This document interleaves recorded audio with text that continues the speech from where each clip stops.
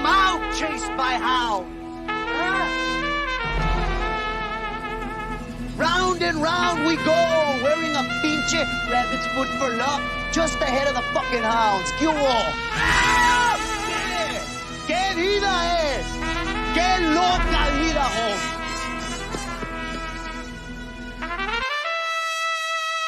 Como decimos en México, hay que dejarnos de mamadas. No hay que...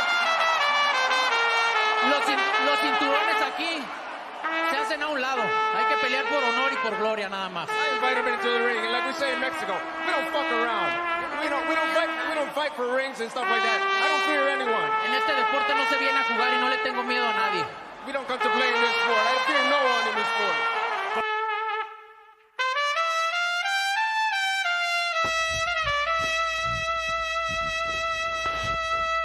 What's your prediction for the fight then? Prediction? Yes, prediction. Pain. Como decimos en México, hay que dejarnos de mamadas. We come out chased by hounds.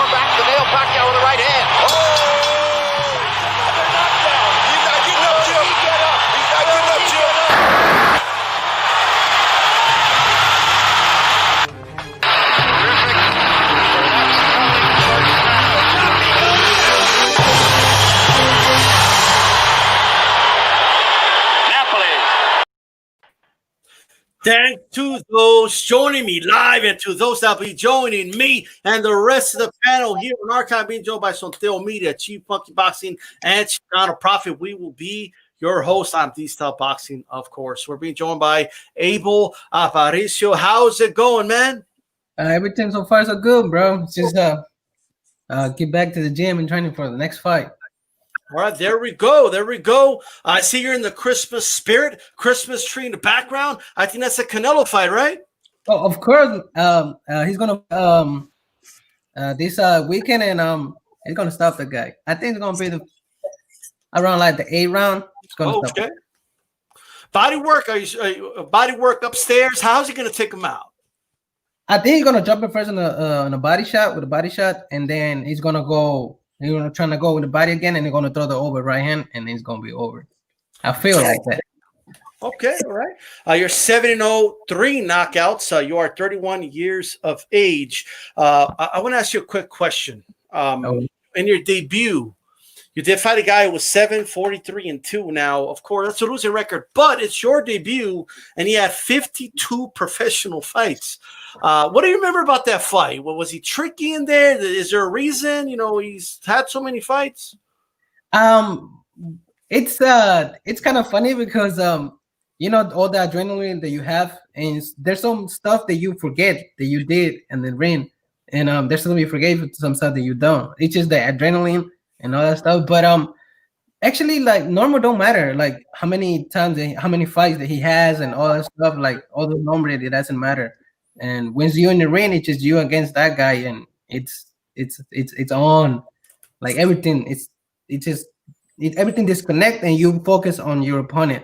Like as soon as you get in this ring, it's like it's another you. It's like this is it. There's no way out. And we did it. And number didn't matter. Oh, there you go. All right. Let's go ahead, Chief Funky. Oh, I was gonna let Sonteo go first. You go ahead, bro. Oh, that's fine. I noticed that you reside in Atlanta, and last year around this time, Mayweather Promotions and Showtime took a huge card to Atlanta. I don't know if you remember that, and it was Gamboa versus Tank Davis. Yeah. And usually, you know, the big cards of that magnitude get saved for California, Texas, New York. What did that do for your city and for boxing? How did that feel? Because it was well attended. It was well received, at least what we could see from the TV. So tell me your thoughts about that. It was really nice. Is make Atlanta like follow boxing more, like makes wake up and makes it like feel like that rush adrenaline of people and seeing all that, make them follow boxing more again. And I feel like it's more of a make people like understand about boxing and make people more getting in the feeling of boxing, because nowadays everybody want to box. Trust me. Yeah. Of the champions in your weight class, who's your favorite right now? I'm gonna name a few. You got Miguel Berchelt, you got Jojo Diaz, Tank Davis, and then just last weekend we got Chris Colbert. So of those four, or any champions, or at the top 10, who are your favorite in your weight class, super featherweight? Ooh, man. Who do you like for style? Anything? Oscar Valdez. Yeah. I forgot Oscar Valdez. He's on my list. Oscar Valdez, I like him. I like he's got the thinking about when it's like, when they're saying like you're a Mexican fighter, like you go forward and you're doing this and you just go a Mexican style. He got that. He's a fighter. He's go for the kill all the time. And El Alacrán, I like El Alacrán. He's a really heavy puncher. He got really good boxing, and he got that thing like, I'm gonna take you out. If I can take you out in the early rounds, I'll take you out. And I like him. El Alacrán. Yesterday on Twitter, I don't think it's official, but a fight between Jamel Herring and Carl Frampton got announced. Those are also super featherweights. Do you have a favorite in that fight? Jamel Herring, who's a veteran, and Carl Frampton from England. Oh no! I didn't. I mean, I don't know. I don't have a favorite. You don't have a favorite. Cool. All right, G Funky, you're up. Yeah, I just have a few questions. Now you've got about 7 fights now. You said, right? I think 7 fights. Right. Yeah. So you started, pretty late compared to a lot of fighters. What was what made you want to start in boxing at that age that you started? Actually, I like, since I was a kid, I always get in trouble and as fighting in the street and all that stuff. And when you get home and your mom always say, like, if he kick you, well, I'll kick you. So you better kick him. So it's all like that. And it never crossed my mind. About that. And actually, my brother got me into this. My brother started doing MMA first, and he was trying to get me there, but I was like, bro. And then he get me in boxing, and he fall in love in boxing, and he was like, come on, bro, let's do this. And I was like, let's do it, because back then I was doing soccer, and I tried it once, and I loved it. I'm like, yo, this is really good. I loved it, and somehow I got skills, I got all this, and hey, man, why it's not like let's get a couple of fights on amateur and see where to go. Turned out it was great. I will keep him winning, and I was like, oh, this is really good. So I liked it, and then we turned out to be, you want to turn pro? I'm down. There's like 8 ounce of gloves. Like, oof, you can feel everything, and you're the person with those 8 ounce of gloves. Woo. And so since then, I fell in love with the sport, and right now we're going for the bigger things. Yeah, cool. I had a friend that started just about the same age as you did, about maybe 15 something years ago. He fought, I want to say, at least 15 times, and then he decided, he didn't decide, he ended up passing away. But yeah, it was a pretty cool ride that he had, going to see him fight and stuff. But I just have one more question. They call you Dinamita, right? Is that what they call you? Yeah. Is that inspiration from Marquez, or did you just pick the name for nothing? Actually, I didn't pick the name. My brother did. Okay. He did pick the name, because we were like trying to see what kind of nickname we're gonna have, and my coach picked my brother's name, and then we were like, I don't know, and somehow my brother's like, I don't know, man. Your punches you feel it. It's so strong, like you got a meaning behind it. So you Dinamita, you punch it like dynamite. I was like, oh, I like that, and I like Marcus too. Like I like the way he's fighting and everything. Yeah, I like that. So we keep it that way.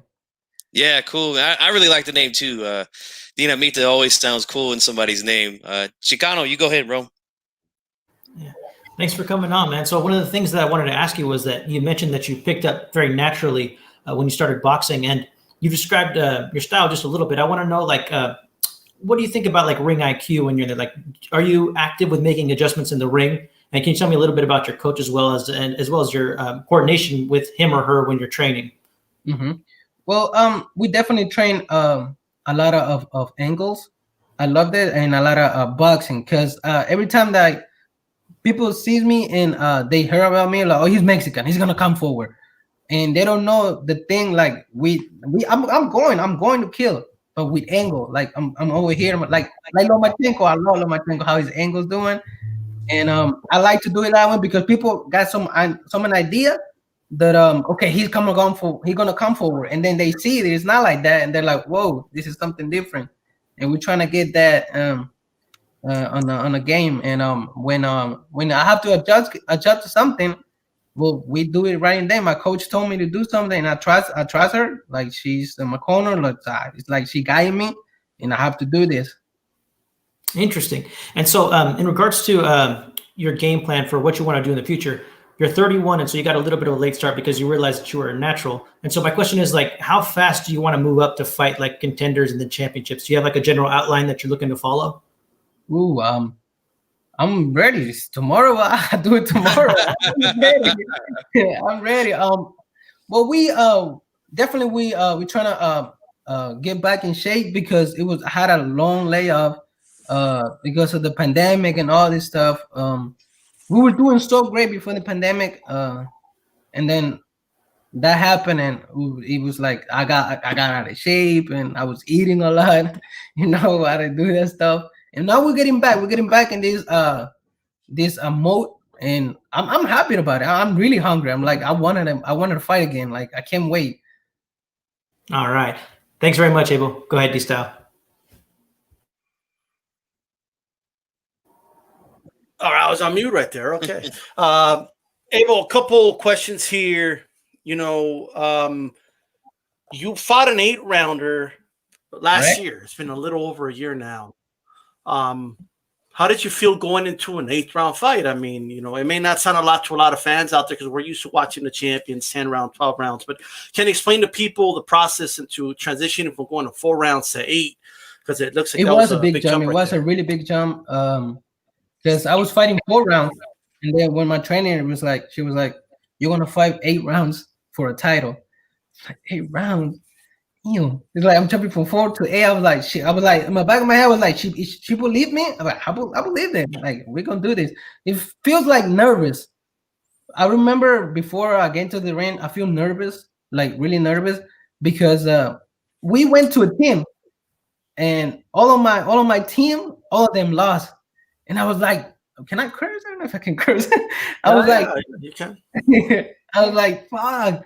Well, everybody lost, and then everybody coming on. The last dude, he's like, yo, it's on you, man.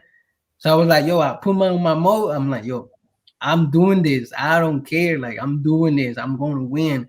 And as soon as I get, like Mike Tyson, as soon as you get closer to the ring, as soon as you're in there, everything like shut down. It's amazing. Everything shut down, and you just think about fighting. Like you got this hunger, like this energy, like coming from I don't know where, but it comes, and it's the adrenaline. I don't know, it's something amazing. And I forgot about the 8 rounds, and then when it was like 7 rounds, and my trainer was like, "Okay, we're doing great. We only need like 3 more." So I saw the ring character. I was like, it's like, oh, it's a last round, and she's like, oh, and I was still fresh. I was thinking go like probably like 12, like all 12 rounds, and I was still fresh. I was like, oh, so that's when I know I can jump from 4 rounds to 8 rounds, and for sure from 8 rounds to 12 rounds. Like I know I got this. Well, I mean, look, now we know what wakes these guys up. It's a ring card, girls, when they're walking around with a card. You know what I mean? And they're like, I don't know if I can continue. Well, I'm good, coach. But I want to ask you, you know, you were detained by ICE, right? Yeah. You know, if you don't mind, can you kind of explain to us what happened there? Ooh, that was actually right after my win, my title. It's like they took my joining. Like I was so happy, and they took it away from me. Like I won the fight, and we were like, you know what? Let's go celebrate. Let's go for a little vacation and let's celebrate. It's a title. It's an 8-round. You went over 8-round. We deserve it. Come on, let's go. And we did it. So we were on a restaurant, and this cop it was behind us. First, she said that the car smelled like marijuana, some shit like that. And then she said that we were going too close to the other car, so we just was everything was a lie. And then she asked for ID, and she asked for my ID, and I was like, I'm in the back seat. I'm like, why are you asking me for my ID? But whatever. So I gave it to her, and then she came back and she asked me if I had another one. I said nope. And then she was like, I'll be right back. And then that's what she called immigration on me. Oh. Like right in then they took me. I didn't even have because we were kayaking. I was wet. All my clothes was wet. So I was in this room, cold as hell, wet. Like, I was like, can't believe it. Do you feel you were profiled? Like, do you think that was going on? Yeah. Okay. Yes. If you don't mind me asking, how long were you detained by ICE? Ooh, I think it was 10 days. Because when you in there, you don't remember. Like everything. Okay. It's the same thing over and over again when you inside an ICE. Everything is like the same shows, the same thing. It's just you gotta get through that stuff. And I saw some things. It changed me to a better person. Became stronger. You came out stronger out of that. Way stronger. Because it's the same people. It's us. We hurting each other because they speaking Spanish. It's our own country, like Hispanic people, like hitting each other. Like we don't have to do this. We already got too many hits. Like we don't have to do. We have to be everybody be strong. I agree. But they didn't thought I was speaking English. They thought I was straight coming from Mexico, whatever they think that I was from, because they were speaking in English in front of my face and saying some stuff, and they thought that I didn't understand them. But I was like, stay quiet and see how I can hear. And I heard a lot. So they had no clue. Like yo, I understand what you're saying. You know what I mean? Okay, I see what you mean. Man, well, I know they asked for identification, and they took you. Well, what type of identification did you have? But back then I had the Mexican consulate identification, but they asked me for another one. I think they expect a driving license, some stuff like that. So I said no. As soon as they saw my ID, she gave me the face like, ugh. So I was like, ooh, it's trouble right there. That's strange. It's not like you were hiding or something. You're having professional boxing fights. You know what I mean? It's not like you're having anything to hide. I'm kind of surprised that they had you in that long. Well, what made them eventually let you go? Because we fight the case. My trainer helped me a lot, and we fight the case. And right now we're applying for it because that was not fair. It was not fair, not just for me. It's for I know this is happening, like, and all it's happening. So I'm saying, like, we're trying to make a change. We're trying to like make the boys out, you know, like trying to help people and all that stuff. Did that experience in any way, like, you know, make you have a negative feel about the United States, or like how did you come out of that? You know, that whole experience.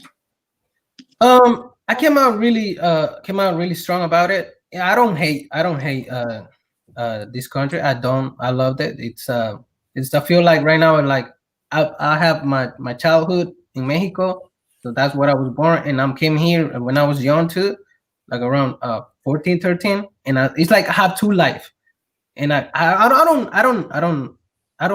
criticize and I don't hate this country, but I do hate some people are different.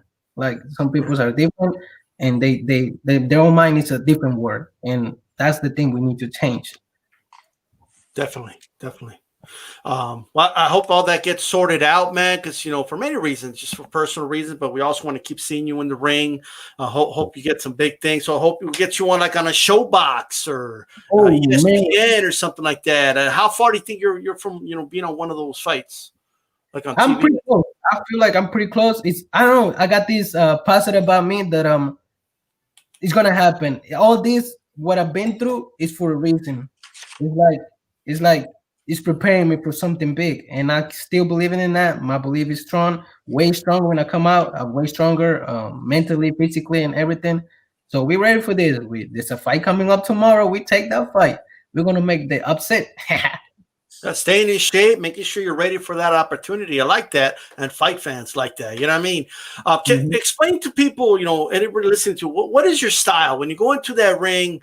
What can people expect to see from Abel, Aparicio? What can we expect to see out of you in that ring? Fireworks. Blood. You expect blood action from the first round to the end, and we got this thing. My trainer and I, she's trying to get me more like technical and find the angles and but I'm a Mexican, like I love, like, you hit me once, I hit you twice and way harder than the way you hit me. And sometimes it's good and sometimes like use your head a little bit, but no, Mexican, come out, man. 7-0, 3 knockouts. Expect fire. He is a Hispanic causing panic. Okay, so make sure you guys be on the lookout for him. I have one more question for you. Your last fight, obviously, we're all going through this pandemic right now. How was it like training in a bubble and kind of, like how was training camp different for you for this last fight? Actually, this camp, it was different on a good way. It was way different because it brought me, my training and all my team together, and we trained, and it was different. It was a different camp. I feel like it was something different. And I feel fresh, and we went down the way, like I didn't struggle with everything. Well, I struggled a little bit, but when we went fast, everything was fine, and I went in there and I feel strong. Definitely, the venue, it was kind of like kind of weird because it's like you in the gym, like sparring match and something like that. But that's what it looks like. But when you inside, it's definitely a fight. It's a fight. I never thought of it was about sparring and everything, but I was concerned a little bit about that. But it went away. Okay. Well, hey, I think like you said, right, that previous experience we talked about made you stronger, and it seemed like, because we're hearing a lot of boxers talking like really in a negative light about it. Oh, it was so tough, and some fighters didn't make weight, and the bubble, it was so hard on me. But it seems like you easily, you didn't have a problem with it, right? Yeah, I mean, there is a problem. Of course, there's problems, but there's no problem that you cannot never salute. Like, you can go through that and just you passed it.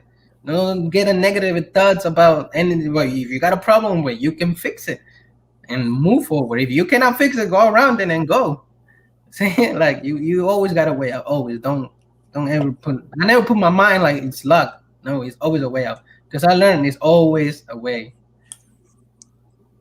There you go. Like the Rocky song. There ain't no easy way out, but there's always a way out. All right. Hey, man, we appreciate you coming on the show here on Hispanics Causing Panic. We hope we have you back and keep fighting for that dream, becoming a world champion. It's going to be a hell of a ride. We'll be there tuning in. Do you have any final words and anything you want to say to the fans out there, to the boxing heads?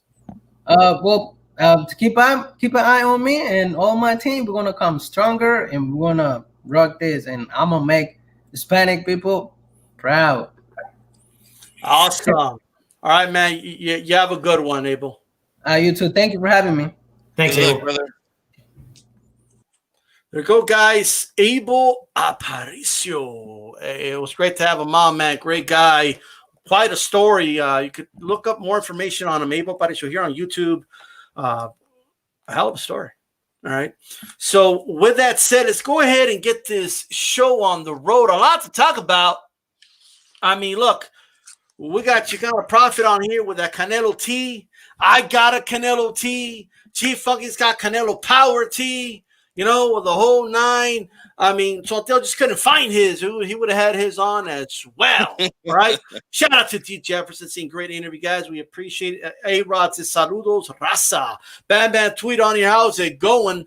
Coach K, Charlambos, Mark says, peace. How's it going? Shout out to you guys, man. Let's get the show on the road. A couple things. Let's do the, let's talk about the aftermath of the weekend. A lot to talk about there. First things first, Nakatani versus Verdejo. A rough start. Verdejo looked like $1 million, but then he looked like $1 million flying out of the suitcase in the middle of a tornado. Okay, I mean that's what it was, and it was worth that much. All right, so he fight of the year candidate for sure. I don't know if I'm going to call it the fight of the year, but it's definitely a candidate. But G Funky, what you think of Nakatani getting the stoppage? Did the pressure bust pipes? It absolutely did in this case. But I want to say, man, this was a good fight. Probably the best fight of the weekend. There was a lot of young fighters featured this weekend, but this one here was the closest as far as like talent wise. It was one of those fights like, yeah, I don't know who's gonna win, because Nakatani was a guy, for most people, didn't get a whole lot of credit going into this fight. For many reasons, and I'm sure we'll talk about that after. But Verdejo, he had a kind of a strange thing going on in his career. He was hot for a minute, then he was gone, and he came back. Now he's under Ismael Salas, who has done some good things with him. And we saw a lot of those good things Saturday night. The jab, that jab was popping. He was popping up top, popping to the body. The right hands were coming in cleanly. He was boxing beautifully. It seemed like he was almost hurting Nakatani almost every time he dropped the right hand on him. And he was just doing a simple pull counter, because Nakatani was a little telegraphed early on, But to his credit, he was able to survive. He took a lot of hard shots, got dropped a couple times, and it was able to hang in there around I want to say 8 was when we started to notice a couple of times that Nakatani was coming in, caught him with some shots, and we seen Verdejo's legs get a little shaky, get a little buckled, That's when I started to notice, oh boy, this looks like it's going to be it's like Verdejo's, he's in the lead in the marathon, he's running, and then he just starts getting real stiff, start getting real tired, and then here comes Nakatani, he's still there. And then boom, he gets caught with some stuff, couldn't recover. Really tough loss there for Verdejo. I know a lot of people are saying that his shot at becoming a world champion is over now because of this. I don't know if I would say all that. I think he's still got some time. He's got a really good coach in his corner.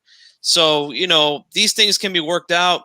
But as for Nakatani, man, this was a hell of a comeback for him. He's a tough guy. HCP, we've been telling you guys about Nakatani, okay? And a lot of you guys just didn't want to give him credit simply because Teofimo Lopez beat him. That's all it is, And he gave Lopez a good fight, but we've been telling you about this guy, that he was really good.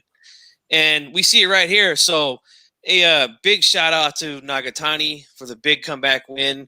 And, I'm excited to see him in there against some of these other lightweights, because this guy is tall, he's rangy, and we know he's a tough son of a bitch now.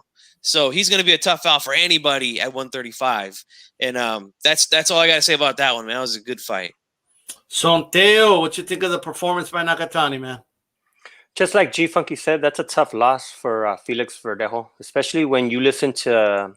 I got a chance to get a sneak peek at somebody was showing on YouTube the press conference, and he's the way they talk and they're pumped up and they're turning it around, and everybody keeps mentioning the motorcycle accident and he's back. So this was like G Funky said, it's a really tough loss for him, but the thing that stands out to me was a comment that Nakatani said, that after the knockdowns, the only thing that was going through his head and the thing that kept him going was if he won this fight, he'd get the ability to rematch Teofimo. That's what that guy's motivation was. And if that ain't motivation, like that's like the warrior mentality, just like that kid I don't want to say kid, he's 31 years old, just like Abel said, that positive mindset that you have to keep. So I was blown away. I was blown away by Nakatani's mindset. And when he shared that, wow, like if I don't survive this and I don't beat Verdejo, I don't get a chance to redeem my loss against Teofimo Lopez. So in reality, he thinks he can beat Teofimo Lopez, and that's wonderful to me. That just rings nothing but positivity in my eyes. Yes. Absolutely. Chicano, what you think? Thought it was a great fight, man. I love fights like that. It was a lot of back and forth, and you could tell those guys were fighting like it was high stakes. They would both try to answer back whenever they got hit pretty hard. So, I mean, I was just enjoying that fight. One of the things is I was starting to get worried that, you know, one of the opponents wouldn't have enough time to kind of answer back within just 10 rounds. Like I found myself thinking, well, it'd be nice if this was 12 rounds, but Nakatani got it done. So it was a lot of fun to watch that fight. And like you all were saying, I think that this makes Teofimo's win over Nakatani age well. I'm excited to see Verdejo and Nakatani get back in the ring.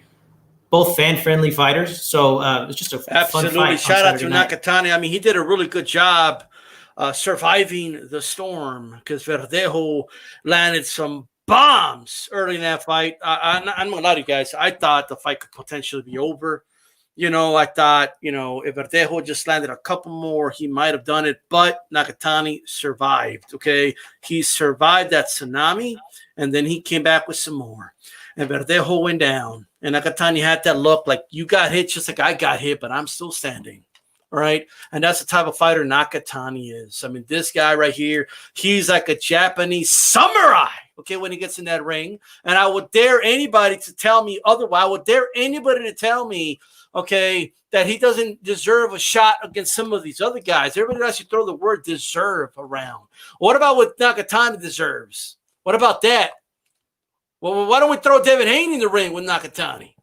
Why don't we do that? Why don't we throw, all these other guys? Ryan Garcia, the winner Ryan Garcia Campbell in the ring with Nakatani. How about that? Well, what about, all these other guys? What about a Tank Davis against a Nakatani? Oh, don't laugh now. Because you were laughing when Teofimo Lopez had a competitive, but, I mean, he won 9 to 10 of those rounds. But you were laughing then. But Verdejo wasn't laughing when he was knocked out, right? Well, was it funny when he was knocked out? No, it wasn't funny. You know why, G-Funky?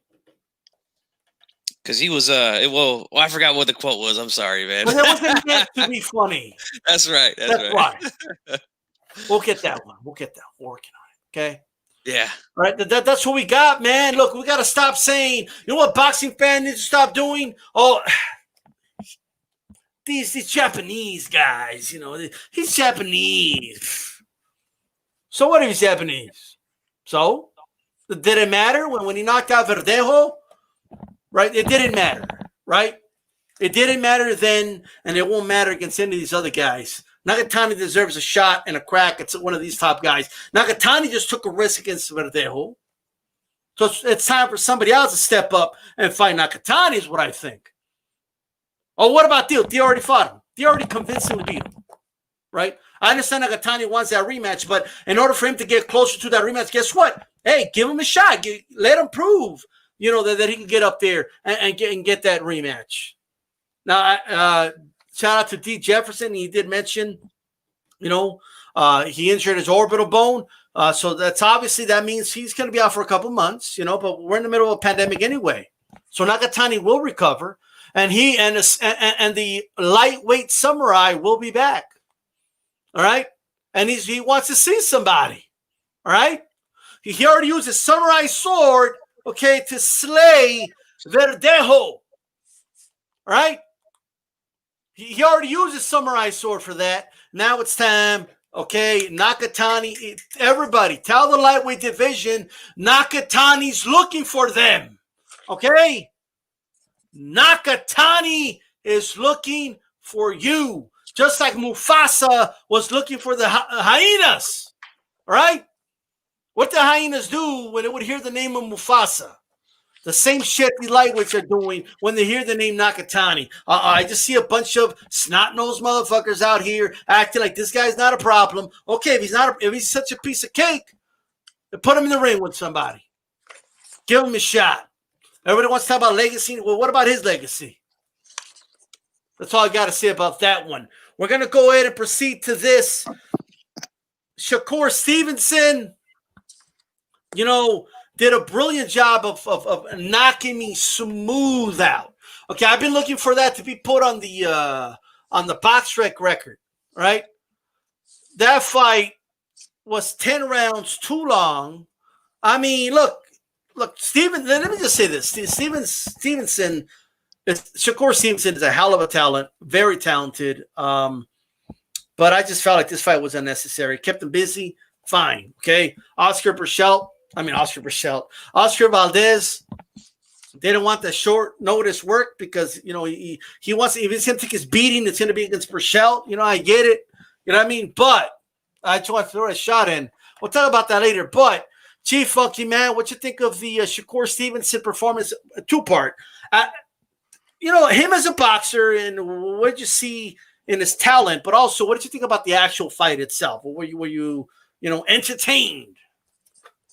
I was entertained for about maybe 5-6 rounds, and then I was thinking, okay, Shakur, let's get this guy out of there. Let's do what we got to do to get him out of there. It just didn't happen. Shakur is a hell of a talent, man. You can see the talent. He's very fast, very good on defense. The reflexes are sharp as can be. He's starting to look like he's starting to finally grow into his body. His last couple fights, you can see he still kind of looked like he was, like a kid, like he's got a kid's frame. Now he moved up to 130. Now he's starting to look like, like he's growing into that body, a grown man body. So, hopefully some of these, the knockouts will come and the power will kick in. I definitely was expecting it though, the way that he was hitting this guy in the first 6 rounds. I mean, those are some quick, hard shots. But this guy was able to hang in there, and not only that, but this guy was a really good counterpuncher. I believe his name was Clay. This is my first time seeing him, so I don't know anything about him. But he was able to time and counter Shakur a lot. I think once Shakur figured out that this guy couldn't hurt him with anything, he just said, I don't care. I'm just gonna let my hands go and put hands on this dude, and that's what he did. But I don't think he'll be opening up now. I know he called out Valdez and he called out Berchelt and all these things. Like, he's not going to be fighting like that against those guys. I can almost guarantee you that. Not because he's afraid, but because, again, these guys got legit power at 130. So when you let your hands go like that, you're going to leave guys opportunity. And that's why this guy was able to counter him with some good shots early and every now and then through the fight. But mostly early, he was able to touch him with some stuff. But he won't be fighting like that against those guys. But those are interesting fights, all of them. And hopefully Shakur keeps doing his thing, keeps winning, so that we could see him possibly in there with the winner of Valdez Berchelt. So good performance by him. Yeah, absolutely. Shout out to JC and 92-8KU in the chat. How's it going, guys? Make sure you share this video on all your social media platforms. You're listening on archive. Make sure you press the like button. I mean, you're listening right now. Press the like button, throw a jab. If you like the content, throw a nice cross to that subscribe and a nice uppercut to the bell button. That way you're notified every single time HCP comes on live. You know what I mean? Why wouldn't you? By the way, don't miss the roundtable on Thursday on this channel. We have a loaded roundtable. We'll have Chicano Prophet back, of course, Chief Funky, and all that good stuff. We got to get something on a future roundtable as well. But we'll be joined by Amilcar in the ring with Christine, Joe Abib, Eric from Ringside Reporter will be coming on. Boxing Wave will be on as well. Don't miss that. Also, shout out to everybody listening on the Leave It in the Ring network, whether it's iHeart, whether it's Apple Podcasts, now on Pandora, and every single type of podcast platform out there. We appreciate the listeners out there on radio form. We want to definitely give you guys a nice shout out and to the entire Leave It in the Ring family. Also on Chief Funky's channel, okay, that's youtube.com/Chief Funky 84 uncensored. We'll be live tomorrow. And once it does get a little controversial. It ain't for the faint of heart, but it's all good. It's pissed off a lot of people. It's made people unsub. But guess what? We don't want sensitive boxing fans around this part anyway. Okay, so consider a motherfucking filter as far as I'm fucking concerned. With that said, Chicano, not that I want you to follow that up, but, what you think of the Stevenson performance and what would you like to see from him next? I think Shakur looks good. It seemed like a bit of a showcase fight to me, which it was. I mean, it was a 10-rounder. I agree with G-Funky. I think that Shakur Stevenson really filled out, and he had size on his opponent, and he was really good at utilizing it since he had it. Saw a lot of good things in there that I liked. He was just in there getting in some good work. So I look forward to seeing what he has to do next. I like that he's calling out names like Berchelt. He seems like he wants all the smoke, which is good. He seems very confident. His team seems confident. And I think that the hype for Shakur Stevenson is very appropriate for how good he is. So I'm looking forward to seeing what he does next. Awesome. And Sondeo, what you think of the performance and what would you like to see him do next?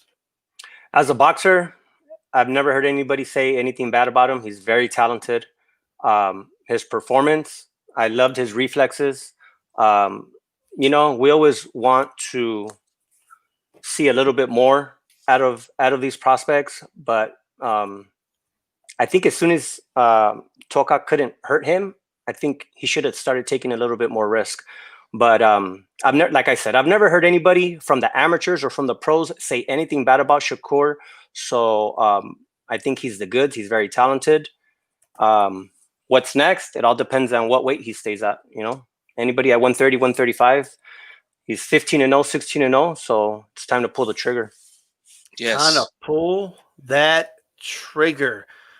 You know, we'll see where it goes from here, man. I mean, this is what I want to say. I mean, look, Top Rank, obviously, we all know Top Rank takes their time with their product, right? They see them as an investment, and they want to make sure that when they take a risk, it's a calculated risk. All promoters do this, obviously, right? But I think Shakur Stevenson is an extremely talented boxer. He's a really good talent. You know, I think you can step him up, Top Rank. You know what I mean? Like, I think he's good, and that's what he wants. He's calling out the names. He's saying the right things. You know, he came out, hey, G-Funk, I want to take it to you with this one really quick. You know, he even came out and, you know, he said some things about Tank Davis. He wasn't impressed with his performance against, you know, the one-legged man, you know, 68-year-old Gamboa. So, you know, what did you make of those comments? Well, I definitely agree with what Shakur said about those two. I mean, Santa Cruz, he said it was to be expected. I mean, yeah, I guess so. I mean, I did pick Leo to win that fight. And Leo did some good things in there, but the power was too much. As far as Haney goes, like, I mean, what can you say? I mean, look, people can say all they want. Oh, Gamboa just came to survive. It didn't come to fight. Look, doesn't matter what Gamboa came to do. Haney was supposed to make that dude retire. That's what he was supposed to do, you know? And I just want you guys out there to keep that same energy. You know, you guys all want to attack Lopez for saying things about Haney, for saying things about Tank, and you call him a duck just because he doesn't do exactly what you want him to do. He doesn't fight these guys next. Well, look, Shakur, he said some things, man. I mean, are we gonna jump on Shakur's case now? I mean, I doubt that they will, but I'm just saying, man, keep that shit consistent. You know, if you're gonna dog one guy for talking, then you got to dog everyone for talking. And these guys are talking because, number one, Haney didn't look so great. I don't care what any of these guys say. He didn't look so great in his last fight against a one-legged guy who had one foot in the boxing grave.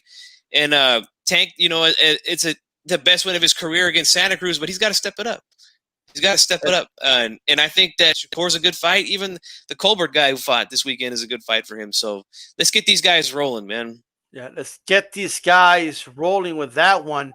And you make a great point, Chief Funky. I mean, look, so like 1 year ago yesterday, just FYI, everybody, I believe it was yesterday, but anybody correct me if I'm wrong, Teofimo Lopez knocked out Comey, okay?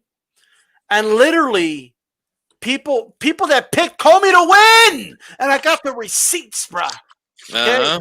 I got the receipts. You turned him into a fucking bum overnight, right? Now, I'm not trying to make this about Theo, even though I am, obviously, right? But let's be real and let's be honest, right? Everything you guys are like, he's done more as far as unifying and all that than Shakur Stevenson has. Okay.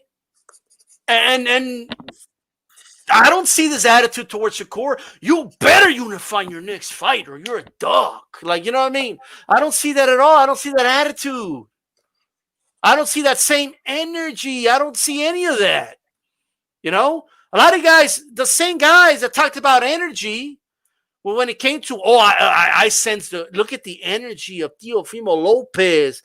I could sense the energy of Loma. I mean, look at the energy in that face-off, like all that, but you can't keep the same energy. You're experts in energy, right? So you should keep the same energy if you're experts at it, and keep it the same across the board. Okay. Look, I'm not accusing Shakur Stevenson of ducking anybody. I ain't accusing him of anything. I'm not. I could. Okay, and become a clickbaiter like that, but I ain't gonna do it. Okay, because I keep the same energy, even though he hasn't done the same as Teofimo Lopez has. Okay, he hasn't beaten. You know, he won a vacant title against Hoya Gonzalez, I believe. Okay. Wasn't that a vacant title? I'm not sure. Somebody could put in the chat, or nobody knows. But you know, he hasn't unified with anybody. I didn't see any pressure for him to unify. Where's the pressure? Where's that at? Chicano, have you seen anything?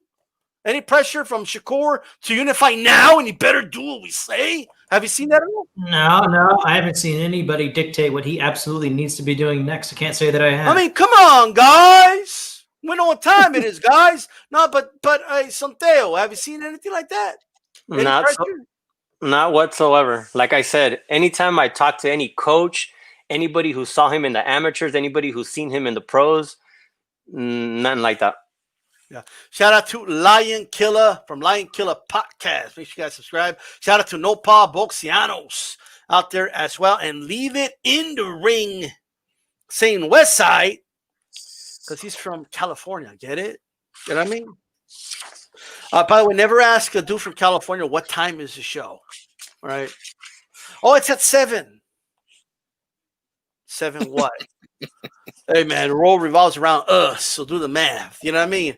I know I'm throwing shots to some Californians right now in the show right now, but that's not here or there. Let's go ahead and proceed to AJ Anthony Joshua from England. Not fighting in a stadium, but fighting in a smaller crowd, but it is COVID. It's not because, you know, he's losing support and all this other shit I'm seeing online. Okay. It's COVID and they're not allowed to have more people. Okay. Stop making videos saying there was empty seats in Joshua fights. Okay. And he's losing support. Stop. You're looking ridiculous out here. But look, Anthony Joshua fought Pulev. I can't pronounce the first name, but I will just say Pulev. This time Pulev did not Pulev out of the fight. All right. You know, because he pulled out a couple times, guys, you know, but you wouldn't know that unless, you know, I think only Mr. Boxing Today, too, would get that one. But anyway, the fight happened, and Pulev was getting lit up early in that fight.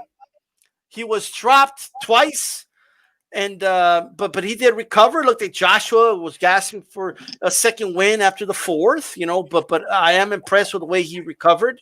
Anthony Joshua working that jab to the body, working that jab to the chest.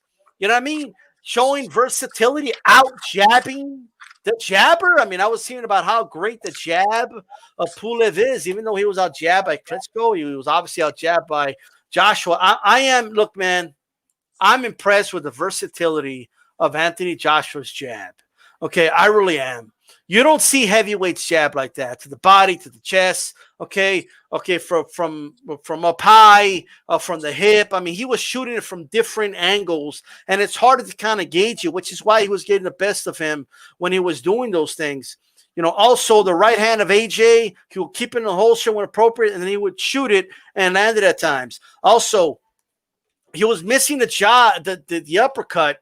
Okay, he was missing the right uppercut so many times, but then what he did, he shortened it up a little bit to start landing it, okay? I still think he should keep his hands up a little more after shooting the uppercut. It's beautiful when it lands, but you want to be, you know, guarded a little more in case you miss, all right? Outside of a couple times getting pieced up by Kovalev, hey, guess what? I don't know if you guys know this. You get hit in boxing, okay? It's going to happen. But I think overall, I would give him an A- for this performance. To see, if not an A+. The only reason I'm not giving him an A+ is because of the level of opposition. I don't think that highly of Pulev. I don't have him as a top 10, you know, heavyweight. But I think it was a really good performance. Anthony Joshua, I don't know if he was trying to show off because Floyd Mayweather was there, but I mean, he pulled off a pull counter. You don't see heavyweights unless it's this guy over here, okay? Muhammad Ali, like pulling pull counters. I mean, that was beautiful. I got to be honest with you. I think I was actually pretty impressed with Joshua.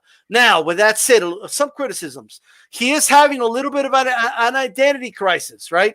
He can't quite decide whether he wants to be the boxer that does pull counters and throws jabs to the body and moves around the ring, or if he wants to be that come forward killer that he was when he was heavier and taking guys out.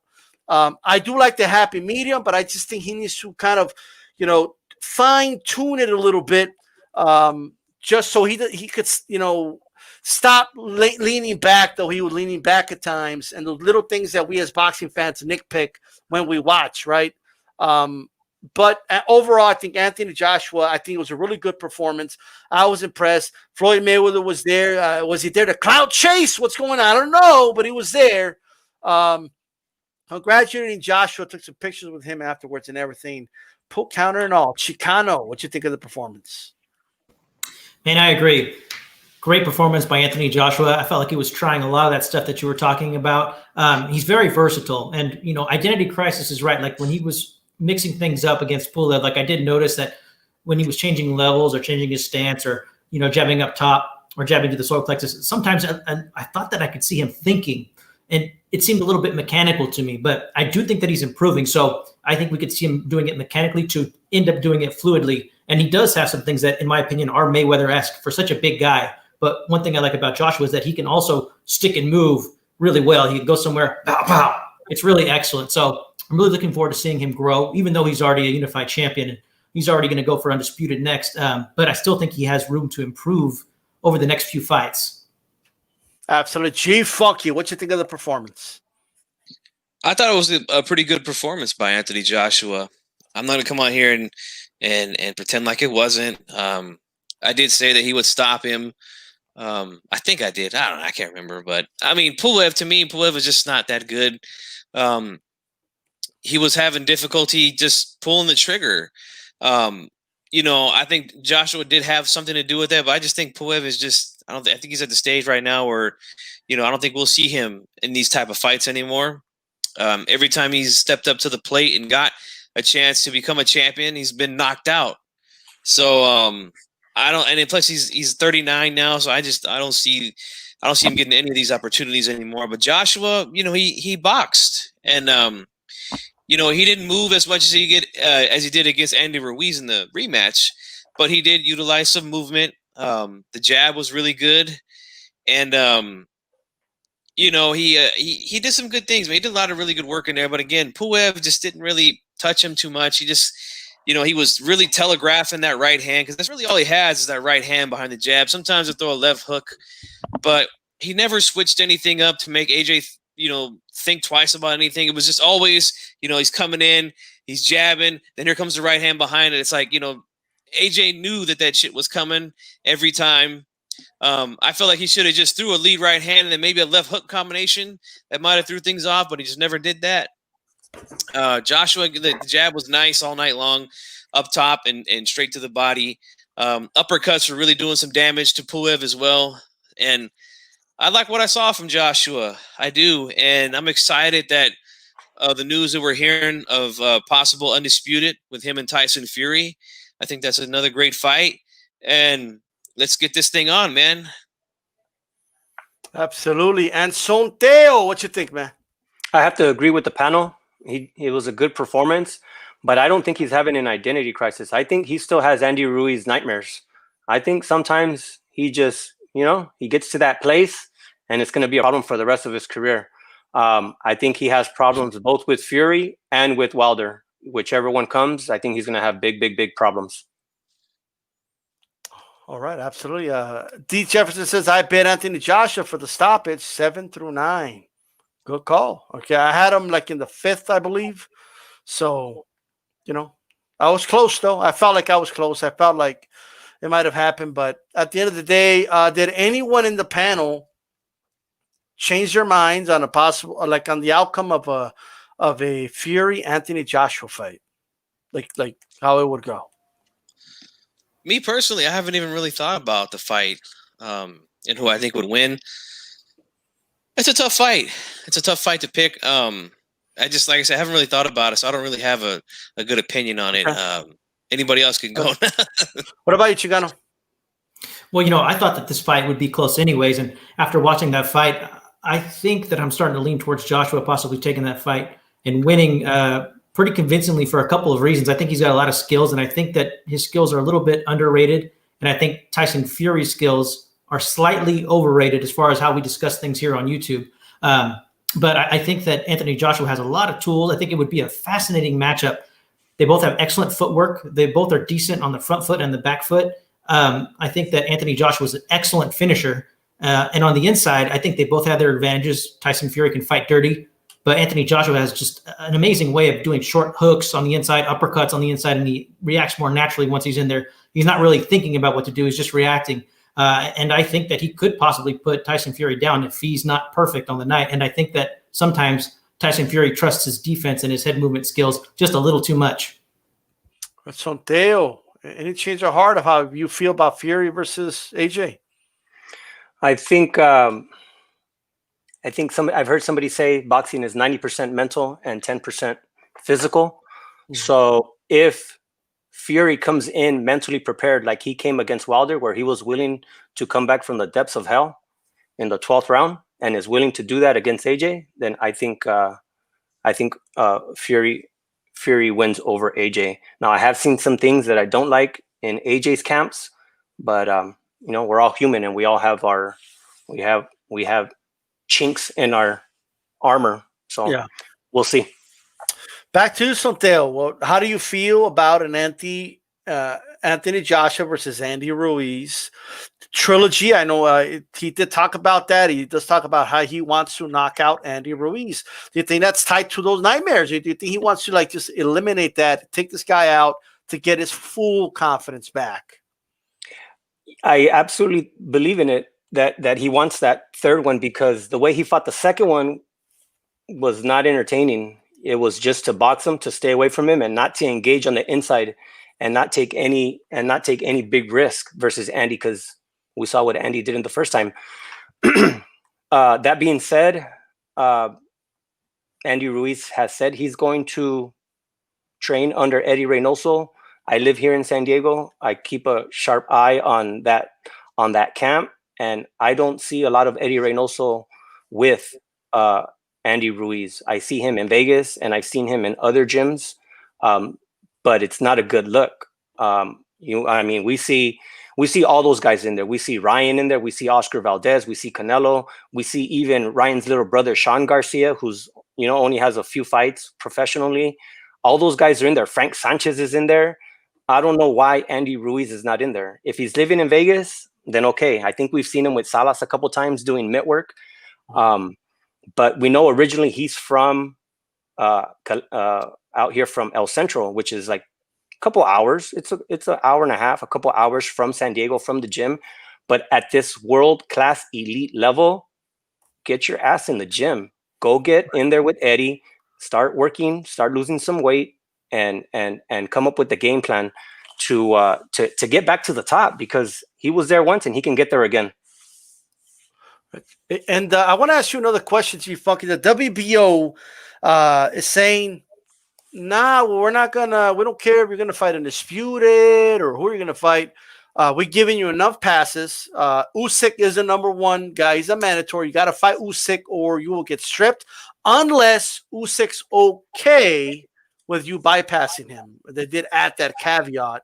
But what are your thoughts on the WBO? I mean, I think the one thing fans get frustrated about, right? And that's what I want you to touch on. Like, we're closer to Undisputed, and these sanctioning bodies, while I understand, hey, the mandatory needs to get the shot, but they get in the way of Undisputed so many times, and they find a way to take away these belts. And even though, like, a guy is stripped, he fights somebody else, and we as fans know, okay, that guy's the Undisputed guy, though, it becomes confusing, and why he's not really Undisputed, because this guy, got the belt over here, yada, yada, yada. But what are your thoughts on the WBO, saying this? It's typical, like you said. Every time we get close to having Undisputed, and it's getting more difficult, because there's so many belts now to become Undisputed. it sucks that these guys are trying to pull this card now, saying, "Oh, we gave him a couple times. Now you got to fight Usyk," unless Usyk says it's okay. Now, look, here's what I would say. Now, I know not everybody thinks like me, and probably not everybody on the panel agrees with me, but I think undisputed is the most important thing that you could do in boxing. You know, there's no doubt at that point. You got all the belts. You know, there's no doubt who the best guy is in the division once you have all the belts. So if I'm Usyk, I'm thinking like this, okay, let these two guys fight. And then if I'm the mandatory for the WBO, then I get the first shot, you know, and whoever comes out between these dudes. And then I'm the undisputed heavyweight champion of the world if I win that fight, which I get an opportunity to, you know.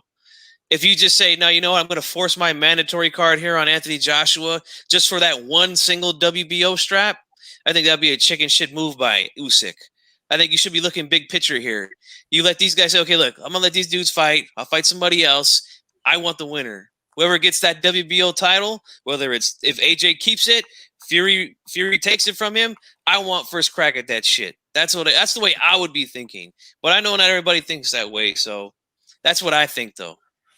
I gotta be honest. If I'm Usyk, I want my shot. You know, like it's like this, right? From a fan's perspective, I wish the WBO didn't create this predicament. But from a fighter's perspective, I want my shot. But plus, if I get my shot and I beat Joshua, I get all those belts, then I'm just one fight away from an undisputed. You know what I mean? Because he's going to put all the belts in the line. Anyway, they don't just put one belt in the line. Now, if you're Usyk and he ducks you and he doesn't want to fight you, then, hey, the dude doesn't want to fight you. You know, like you're the mandatory for that belt. You know what I mean?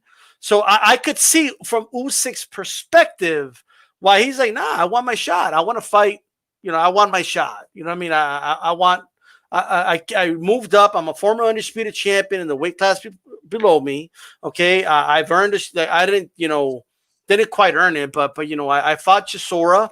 The WBO says I'm the mandatory. I want my shot. You know what I mean? I could see it from Usyk's perspective. You know what I mean? But I'll let you respond to that. I mean, you know, I'm always the undisputed guy, so that's what I want to see. It sounds like these guys are pretty serious.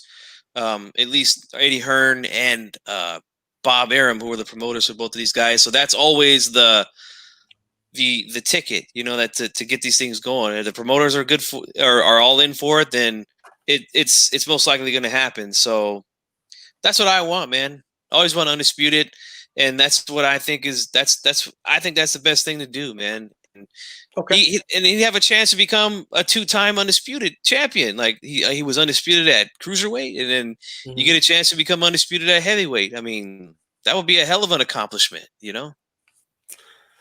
Well, we will see. I mean, I could see some fans criticizing him for taking step aside money, saying, "Hey, whoa, you don't want that work? Well, why don't you pressure him to fight you? You know what I mean? Why are you taking the easy route? Who's sick? You know what I mean? I could see some fans saying that. I don't necessarily agree with that, but I like the idea of what you propose. You know what I mean? Like put something in writing that says, you know what? After your fight with Fury, I want my shot. Like whoever wins, I'm the guy you got to fight. I do like that idea. Chicano, you have anything to add in terms of what the WBO is saying here? Yeah, you know, I would love it if Usyk decided just to step aside for a little while, and I could see him seeing it in a few different ways. He did fight Charosa, and then after that, before that, he fought somebody that we don't really know. So he could get a little bit more work at heavyweight before he goes in there and decides to fight for Anthony Joshua. Like, I do think that undisputed at heavyweight is the ultimate. There's nowhere else for these guys to go. So I think it would be a killer fight to see Anthony Joshua and Tyson Fury unify all the titles. And so there is no dispute at heavyweight as to who the man is. We're so close to it. And I think we've all been waiting for a long time. And we've seen where, you know, when fights marinate a bit, things can go wrong and we don't get it. And it's not always easy to get all these titles on the same person. We've seen that with these sanctioning bodies time and again. So if there's any way that we could expedite that, and if these promoters can pull some strings, or even if the WBO could decide to be a little bit gracious and, you know, allow Usyk to kind of step aside just for a little while, like you said, D-Style, Usyk could get that fight next after the unification. And I think boxing would benefit tremendously from it. Well, we will see where it goes. So there's so many guys, right? Like you have Andy Ruiz. He was just a champion. He never got his rematch, right? He wants a shot. You know what I mean? You have Wilder. He wants a shot.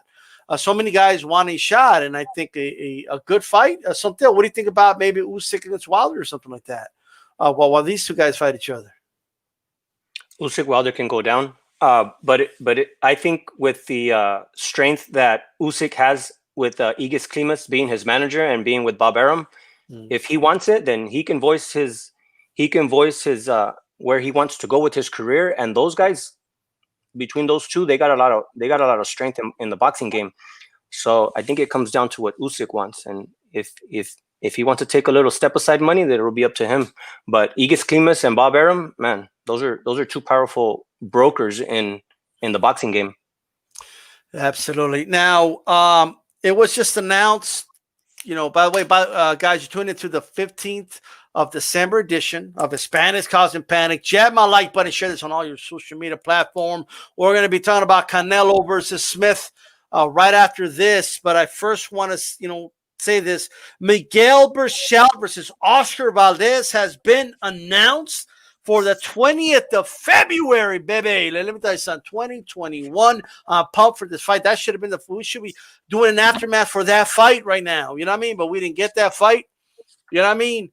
But I'm getting ready for this one. Before I go to G-Funky, Sonteo, who do you have in that fight? Miguel Berchelt, El Alacran, or the guy who owns Alacran is, in his house and shit, and alligators, whatever else he has a swamp in his backyard or something. And Oscar Valdez, who do you have in that fight? No right defense on me. Who do you have in that fight?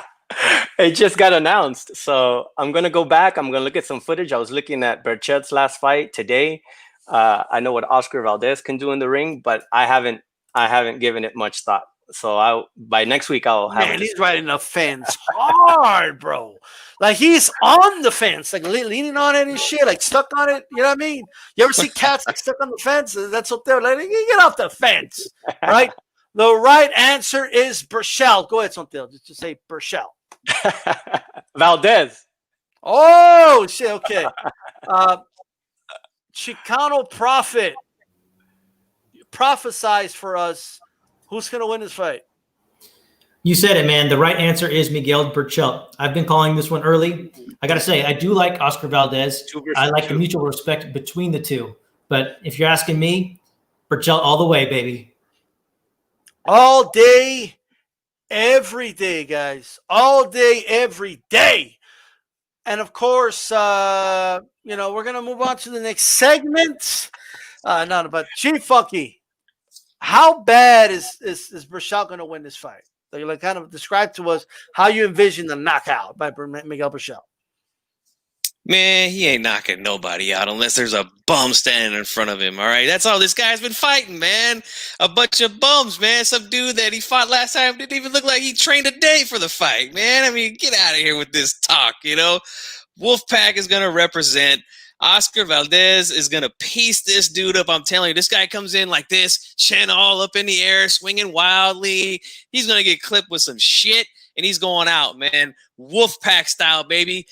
Oh, let's go. Let me tell you something, man. Never turn your back on the Wolfpack.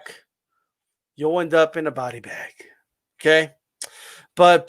But I'm not turning my back. I'm looking at it. What? I ain't gonna turn my back on you, bro. I got eyes in the back of my head and everything. All right, let me tell you something. You know what I'm talking about? Let me tell you something, bro. Let me say this. Miguel Berchelt is gonna break this guy. I mean, we're just talking about AJ having an identity crisis. Like Valdez doesn't even know what to do until he decides not to do it. Like Reynoso's got this guy so confused. He's like, go out there and fight like Canelo. You know what I mean? Like it's not working. It works for Canelo. You tell Canelo to fight like Canelo, he's got it. You know what I mean? But when it comes to Valdez, it ain't working out, man. It ain't working out with Reynoso. I'm sorry. It just isn't working out. And that's that, man. I think Berchelt's going to come out. He's going to punish him, bro. I don't think it's going to be close. I really don't. It's going to be beat down. It's going to be a beatdown, and then Valdez going to have an interview and just be like, I don't know. I mean, it just wasn't my night. The better man won, but I apologize to all my fans, but I just couldn't get the job done. You know what I mean? But I'll give you the last word on this one, Jim Funky. Man, only thing Berchelt's going to be beating that night is his meat after he gets his ass kicked in the ring, man. After he gets embarrassed, everybody's going to leave him. His girl's going to leave him, everybody, man. He's going to be a lonely guy after that fight is over. I'm telling you, man, because he don't know what's coming for him, man. That boy is too sharp for him. I mean, it sounds good, but it doesn't mean anything. Like when the bell, well, why did he look sharp in the last fight? He's gonna look so sharp. He did. You saw what happened when he turned it on. That dude went out. He was out of there. Okay, he's gonna do that with Berchelt, right? He's gonna wait 9 rounds. He's gonna look like shit for 9 rounds and turn it up against Berchelt. What telling me? No, he knows. He knows he's gonna have to be on point from round 1. I think he knows that. Reynosa, they know that. So I think they're going to come in razor sharp, man. They understand that they can't play around for rounds trying to figure out what they're going to do with Berchelt. Berchelt's a one-trick pony, in my opinion. So they should be game planning this guy. You know, now it's a good trick. Don't get me wrong. That one trick is a good trick. He's been knocking guys out. But still, all you got to do is prepare for one thing with this guy. So they should be well prepared. There should be no excuses after that fight's over. What? I mean, I hear you. Let's talk about the big fight of the weekend. Before we talk about the actual fight, I don't even have the Triple G fight on the thing. A little bit on the but shout out to Triple G, I guess. But anyway, before we talk about the fight and when we think about all that, the WBC vacant belt is on the line. All right. They have decided, I mean, surprise, obviously, it's going to bring a big sanctioning fee and all that good stuff. Right. But that aside, is it the wrong move? Is it the wrong move for the WBC belt to be on the line? Let's start with you, Sonteo. How do you feel about the vacant WBC belt that they stripped, for those that don't know, Benavidez of for missing weight on the scales? Okay. What do you think of the vacant belt being on the line for this fight? Boxing's about money, and the WBC is about money. So Benavidez missing weight. Remember that Benavidez didn't miss weight by much. He was trying to make weight in a bubble. The Benavidez is young. He's 22, 23 years old. He just had a child, if I'm not mistaken. His dad said that he didn't go with him to the bubble. He went a day later or something like that. We're crucifying Benavidez for missing weight by 1 or 2 pounds in a new environment where you don't get to have your coach. You might not be able to get access to a gym in the hotel. These are all factors that play a huge role. He could have been cutting weight by himself for all we know. So for him to be crucified, it kind of leaves a bad taste in my mouth that he doesn't get the opportunity to get it back. But we know boxing is ran by money, and they want those sanctioning fees at whatever cost. So here it is. We see it before Canelo. Better be careful, Santel.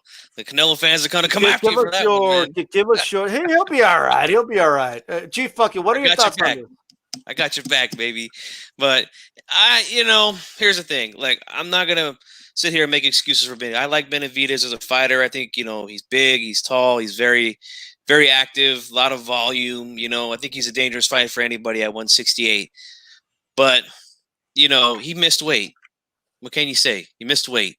There's no excuse for that. I mean, I know them, a lot of guys have used the bubble, but, a lot of guys, a majority of the guys have made weight in the bubble, so it is what it is, man. He lost the belt. But I really don't understand why it's on the line here now. When you got the franchise, right, in Canelo, right? This guy right here, Canelo is the franchise, I still don't understand the rules of this franchise title. I don't get it. I thought the whole point was for him to not have that belt. But I guess it's on the line here, and like Santiago said, they want that money, so, I don't know. I'm just at 160, I thought it was everywhere. That's what I thought. But, again, I don't know all the rules on it. I haven't done any research on it because I just don't like the shit. I don't like the franchise thing. But, I don't know. I just don't get it. Okay. All right. New rule. When someone says, I don't know, we're moving on. Yeah. Yeah, No, it's seriously, like, I don't want to hear I don't know for a whole minute. So, Yeah. Chicano, what do you think about the WBC vacant belt, along with, as it says in the stream, Smith's WBC Super and the ring belt being on the line in this fight? But specifically the vacant. That's the one that's controversial right now on YouTube anyway, being on the line in this fight. To me, I think it's the right move. This is something that a lot of people were discussing ahead of time as being a good option. I know that people are upset that Benavidez doesn't have a chance to get right back at it. And I do think that Benavidez is an excellent 168-pounder. And I think that he can be a force to be reckoned with when he gets back in contention, which could only be about maybe one fight away. He's young. He's got a lot of time to take a really good fight. He's with a good promoter. He could get back in contentions. And in the meantime, we have the number one 168-pounder, Ring Magazine champion, WBA champion, ranked number one everywhere, against one of the best fighters in the world, if not the best fighter in the world, somebody who's already fought at 168, somebody who, as he enters the division, is already taken seriously, is already favored to beat the number one guy. I know sometimes we don't like it when a sanctioning body just puts a belt on somebody who maybe didn't earn it, and I understand that the sanctioning bodies aren't very consistent, but I think this is a case where, even though it's not equal, I think that the WBC is doing the right thing, and I think that the winner of the Canelo-Smith fight will legitimize the WBC belt. I mean, I don't know. That's fine. Look. Here's what I'll say, man. The WBC obviously is a corrupt organization, and we all know this, right? But I mean, they did the right thing, stripping Benavidez for not making weight, right? So, it's just, that's the rule. You don't make the weight, you lose your belt on the scale. Now I get what you're saying, Santiago, and I can empathize with the fact that, hey, it was a bubble, it was hard for him to do it, and I get all that, and I believe that. I do believe that if there wasn't a bubble, more than likely, right, he makes the weight. We don't know that for sure, but I can have an educated guess and say that, right, more than likely he makes weight. There's no bubble going on and stuff like that, but. Like G fucking said, I mean, most fighters have made the weight, right? Most fighters have done it, and they're dealing with the same exact thing, And what I have to look at is he an outlier or is he the norm when it comes to making weight? Why is he an outlier? I mean, that's the reality. If you look at the trajectory of the guys that are making weight, right? So I don't have a problem with him being stripped because of that. I don't have a problem with him redeeming himself either. You know what I mean? I don't have a problem with him, fighting his way back up there. I'm not even saying he's got to go through a gauntlet, but he's got to fight at least one more fight, in my opinion, before he fights for a belt. He just has to, in my opinion. And if he doesn't want to do that through the WBC, him and Plant have been talking a big game, right? I keep hearing about Canelo's holding up the division, like all this other stuff. Canelo ain't holding anything up, and he ain't stopping none of these dudes from fighting each other, right? So Plant Benavidez, why don't you go fight each other, okay, if you want to be running your mouth about each other like that? How about that? You know what I mean? Because Plant's going to announce some other fight. Well, why don't you put the top belt in the line against, Benavidez? I want to see that fight, So, and in the meantime, here's Canelo fighting another top 168-pounder, and that'll get us closer to undisputed at the end of the day, right? And then, because more than likely, since he's working with DAZN at the moment, he's going to get his, I hope anyway, that he'll get a shot with Billy Joe Saunders, and Canelo can unify there as well. You know what I mean? So there's options for Benavidez, even though this vacant belt's on the line. Now, here's what I like to propose to people, right? Anyone who says, this is terrible, there goes the WBC again. Okay, fine. Okay. Give me a better solution. What better option is there for the WBC right now that they could have done? What could they have done to appease everybody that would have been a better option than Canelo? And by the way, they're not giving him the belt now. This isn't Eric Bischoff handing the belt to Triple H and just making him a champion now, okay? He's got to fight Smith, a reigning WBA super champion, ring champion, to win the belt, right? That's the way it is. So, and I hear your point about the franchise thing, G Funky, but that doesn't mean that it's per weight class, right? And by that logic, then Teofimo Lopez is a middleweight champion too, right? Then Teofimo Lopez is the 160, or Salido, whoever else is also the 168-pound champion in the WBC. Well, that's not the way it works. It's per division, right? And in order to become undisputed, like he wants to do, he wants to collect all the belts. He's got to fight for all the belts. So I think this is a good way to unify these belts and get us a little closer. Now the question is, the challenge should be not to Canelo, who's already doing it. The challenge should be to Plant. The challenge should be, to Benavidez and those guys, right?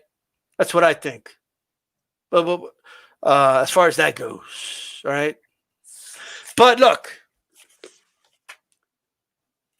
let's talk about the fight itself. Who's going to win this fight? Chicano, who are you picking?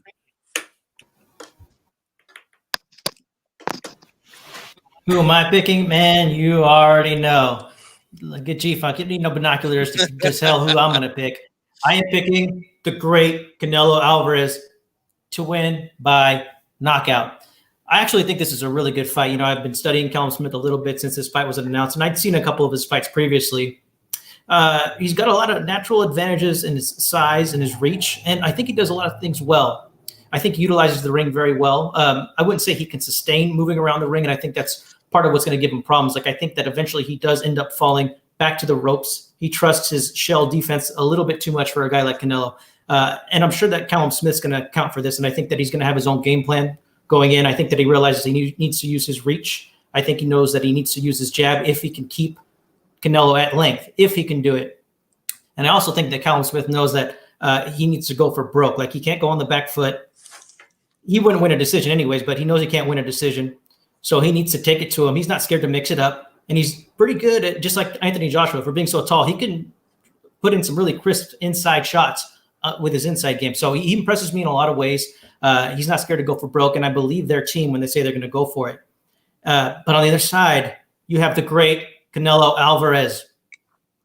And Canelo, he's on the top of his game right now. And I think we all take for granted just how good he is at what he does. Like, he's been off for a year. We always talk about that whole, like, waking up in silk pajamas. Well, Canelo has the silkiest of pajamas. The guy's loaded. He's disciplined. He's hungry. He wants to achieve greatness. He wants to bring glory to Mexico. And I can tell you this, like, when you watch Canelo, he's going to apply the pressure slowly. He's not somebody who can cut off a ring anymore, but he doesn't really choose to do that anyways. He will kind of follow you. He'll take a break. Like, if you watch, like, the Canelo Cotto fight, Canelo didn't really try to chase down Cotto when Cotto was on the back foot. He would take a little bit of a breather and apply steady pressure. And I think that Callum Smith simply is not going to be able to move around that much all day long. And I think that eventually Canelo's going to catch up to him. He's going to hit him to the head. He's going to rock him to the body. He's going to make Callum Smith a little gun shy with his counter shots, and he's going to take him down. And once Callum Smith starts feeling that real pain, I think he's going to realize he's in it over his head. And yeah, he's going to go down in the 8th round, in my opinion. You go down in 8. Sonteo, how do you see it, man? I can't break down fights like you guys. I love listening to you guys. You guys are educating me on so much stuff. But the common sense stuff, Callum Smith is the bigger guy. He's got the bigger reach. Canelo clearly has the advantages in all the confidence and things that he's been able to do at 175, from 160 all the way to 175. So I think he's going to do what he does best, is work, break down his fighter, use the advantages that he has over his opponent, and then slowly stop him. At 168, I'm going to say he's not going to knock him out, but the ref might get involved. So I'm going to go with TKO, and I'm going to go with, let me see, Chicano went with 8. I'm going to go with 9. Okay, I see what you're doing, right? You're trying to one-up Chicano. I see. Shout out to Pac-Man Fan with that $5 super chat. It says, I'm down with HCP. You're tuning in to the December 15th edition of Hispanics Causing Panic. Shout out to everybody listening on the Leave It in the Ring network and everyone listening on archive as well. Got A-Rod in the chat, LT in the chat. Saludos, Raza. And to everybody, Nopal Boxiano's excited that we're talking to Canelo right now. I mean, this is a segment he's been waiting for. G-Fuck, you had to see this fight, man. Well, I got a full breakdown on my channel. If you guys would like to check that out, you can. So I'll give a short little breakdown of the fight. I got Canelo winning this thing out in round 10. I know Chicano says 8, Santiago says 9. I'm saying 10 because I do think that Smith can hang for a little bit with Canelo. There's some things that could give Canelo some problem. Obviously, the height is one thing. The reach is another. The jab is another.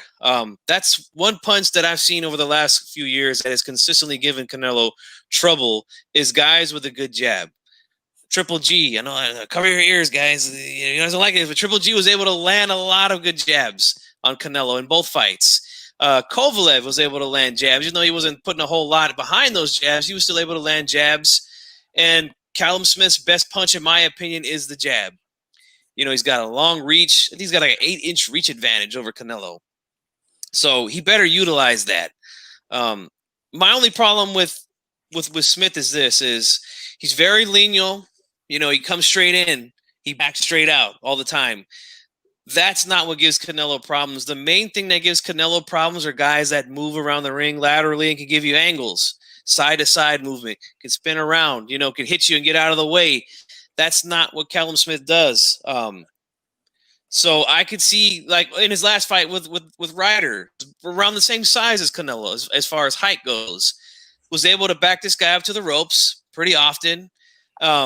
And was able to hit him with jabs. I mean, that should not be happening with a guy when you have that much of a big reach advantage. So his head movement, his upper body movement is non-existent. His defense is to just shell up and move back. That's what he does. That's how he blocks punches. He'll either stand there and block them, or he'll just move back and try to block them. I think that's a nightmare for him against a guy like Canelo, who's good at hooks. We've seen him throw this punch we talk about all the time here on HCP. He sets it up all night. He'll be throwing left hooks to the body on you. And then once he lets you know that he's loading up on it, he'll even extend this right hand out. He does this all the time.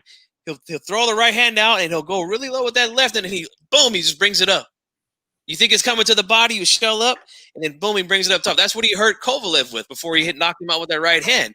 Just go back and watch that. He set it up. He looked like he was going down low, and he brought it up and went around that guard of Kovalev's. I see him going around the guard. Not only that, Callum Smith does this thing when he's standing there with his active guard. He'll paw with that left hand, and he'll rock back and forth, front foot to back foot, front foot to back foot. I can see Canelo. You know, that's a rhythm timing thing. He's going to time that. He's going to be able to counter that with shots. Not only dip into the side because Canelo's got that good head movement, ripping body shots, but he also, you know, he could pick off some of these shots if he's able to pick up on Smith's jab. He's very good at parrying and then coming with shots over the top. So I think it's a nightmare matchup really for him. But there are some things you can do. Like I said, if he makes it a good night with the jab, that can set up a lot of things. You know, but he's got to really commit to that thing. He's got to snap it out there. He can't allow Canelo to cut the distance the way that he did the way he let Ryder do it, who was the much shorter man. That has to be taken care of in this training camp. If not, he's going to be getting blasted, and I think it's going to happen in the 10th round, man. So I'm taking Canelo Alvarez for the victory here. Shout out to 92 AKU. Says, damn, Canelo KO'd older bro. Now he's going to KO little big bro. Well, it looks like it. It's not the first time he's KOing like the older bro. Then he knocks out the big bro or the little bro, whatever, right? He did it with the Cotto brothers, right? Now he's going to do it with the Smiths. You know what I mean? He's doing it with the brothers in the UK, brothers in like in Puerto Rico. I don't know what's an island thing, but it's what he's doing. He's the island killer. You know, it's whatever. But let me tell you something, right? I do believe Canelo Alvarez will be winning this fight, and I'm not picking him because the last time I bet against him, I have to buy this shirt and wear it. Okay, but the reason I'm picking him is because he's just a far superior fighter. It doesn't mean, however, that Smith isn't, you know, worthy. It doesn't mean that he's a bad opponent. This is a reigning champion. This is a guy who we always hear boxing fans say, I'm tired of guys picking their opponent, fighting tournaments. Well, that's what he did. He fought at a tournament. He won a tournament, and that's how he became the ring champion. You know what I mean? And that's a belt that's also on the line. I do think that long torso, the inside is going to be the main key here. And Canelo's a far better inside fighter. I don't know if we're going to see the uppercut of Canelo that much here because of how tall Smith is, but look for that long torso to be lit up by Canelo all night. It's just too much, meat and bones there for Canelo not to attack, right? And that's how you take away the advantage, right? We always say that the guy with the longer arms has the length advantage, right? But you know what? Any advantage could become a disadvantage, right? And how do you do that? You make it an inside fight. You get on the inside, you attack the body, and you force Callum Smith to adjust how he's used to fighting. All right. I do think Canelo's going to kill him on the inside, man. Body work all day. I'm looking at something a little later than like Sonteo and Chicano. I'm looking at more like an 11th round, maybe the last round of the fight, like late in the fight stoppage, or Callum might go to decision. You know what I mean? I just think he's a pretty big guy. It just depends how durable he is, right? And something tells me like his pride has to kick in this fight, right?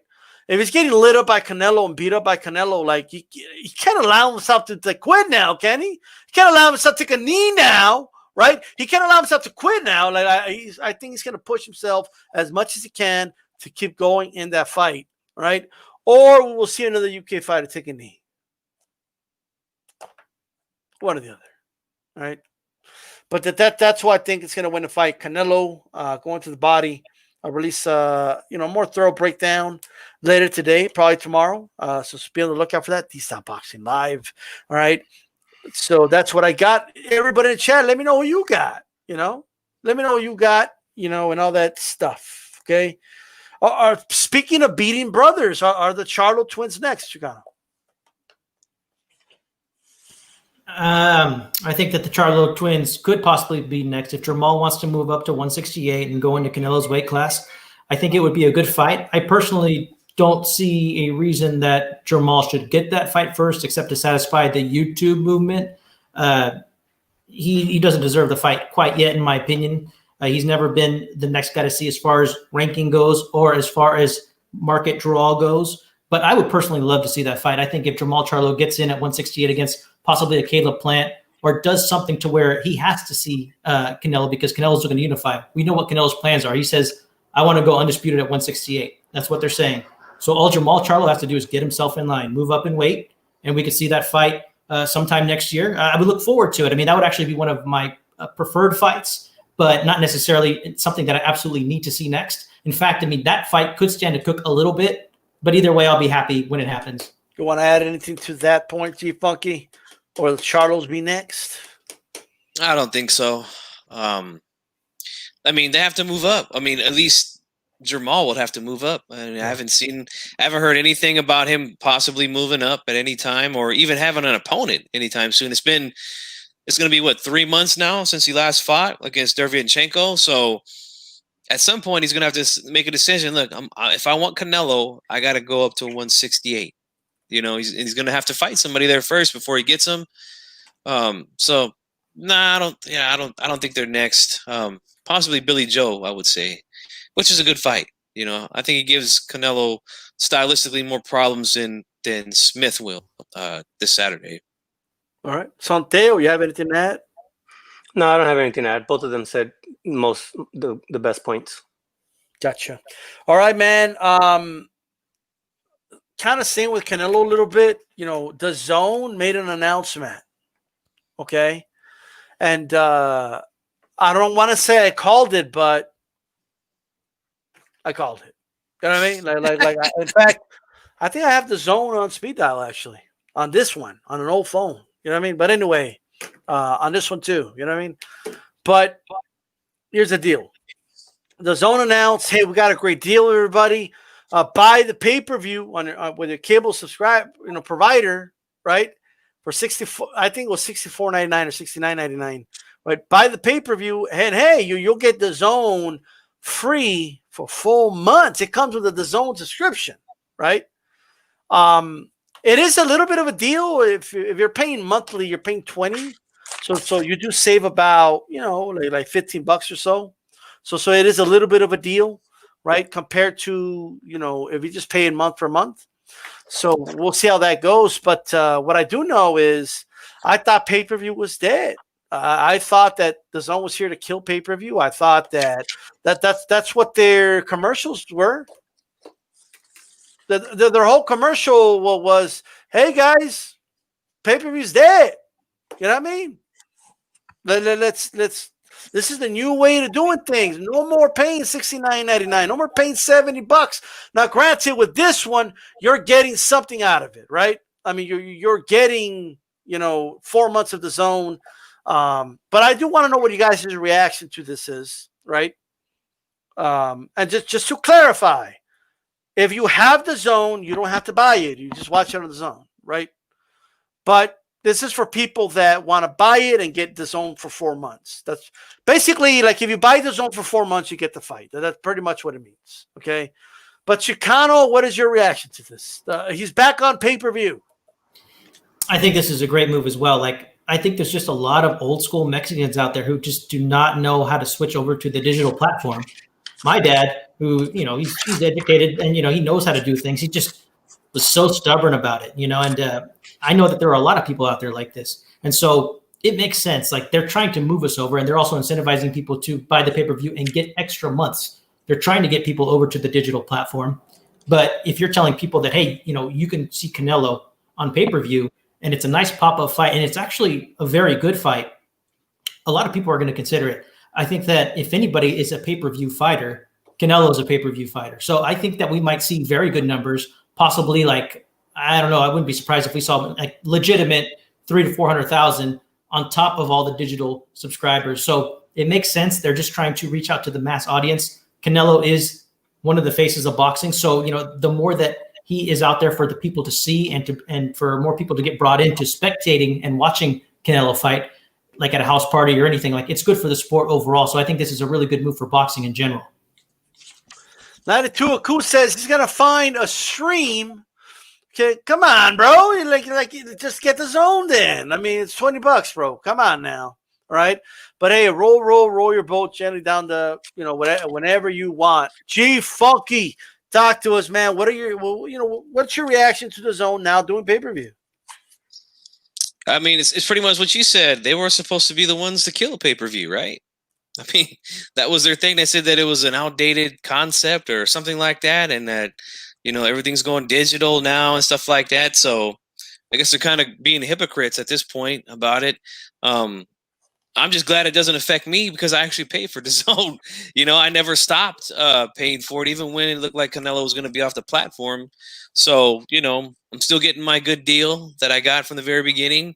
And, it doesn't affect me, but to Chicano's point, yeah, it is difficult for a lot of older vatos out there to get their eyes on a Canelo fight. I mean, I can't tell you how many times I've had people call me and ask me, whether it be Canelo or anybody else that was fighting, Andy Ruiz on DAZN, hey, how do I watch it? What do I do here? What do I do there? And I have to explain the whole thing, and it is kind of difficult, but as long as it doesn't affect me and I don't have to pay extra, I'm good. Like, I just don't understand. Like, I would never do that. Like, ESPN does that. ESPN Plus, I pay a monthly subscription for them.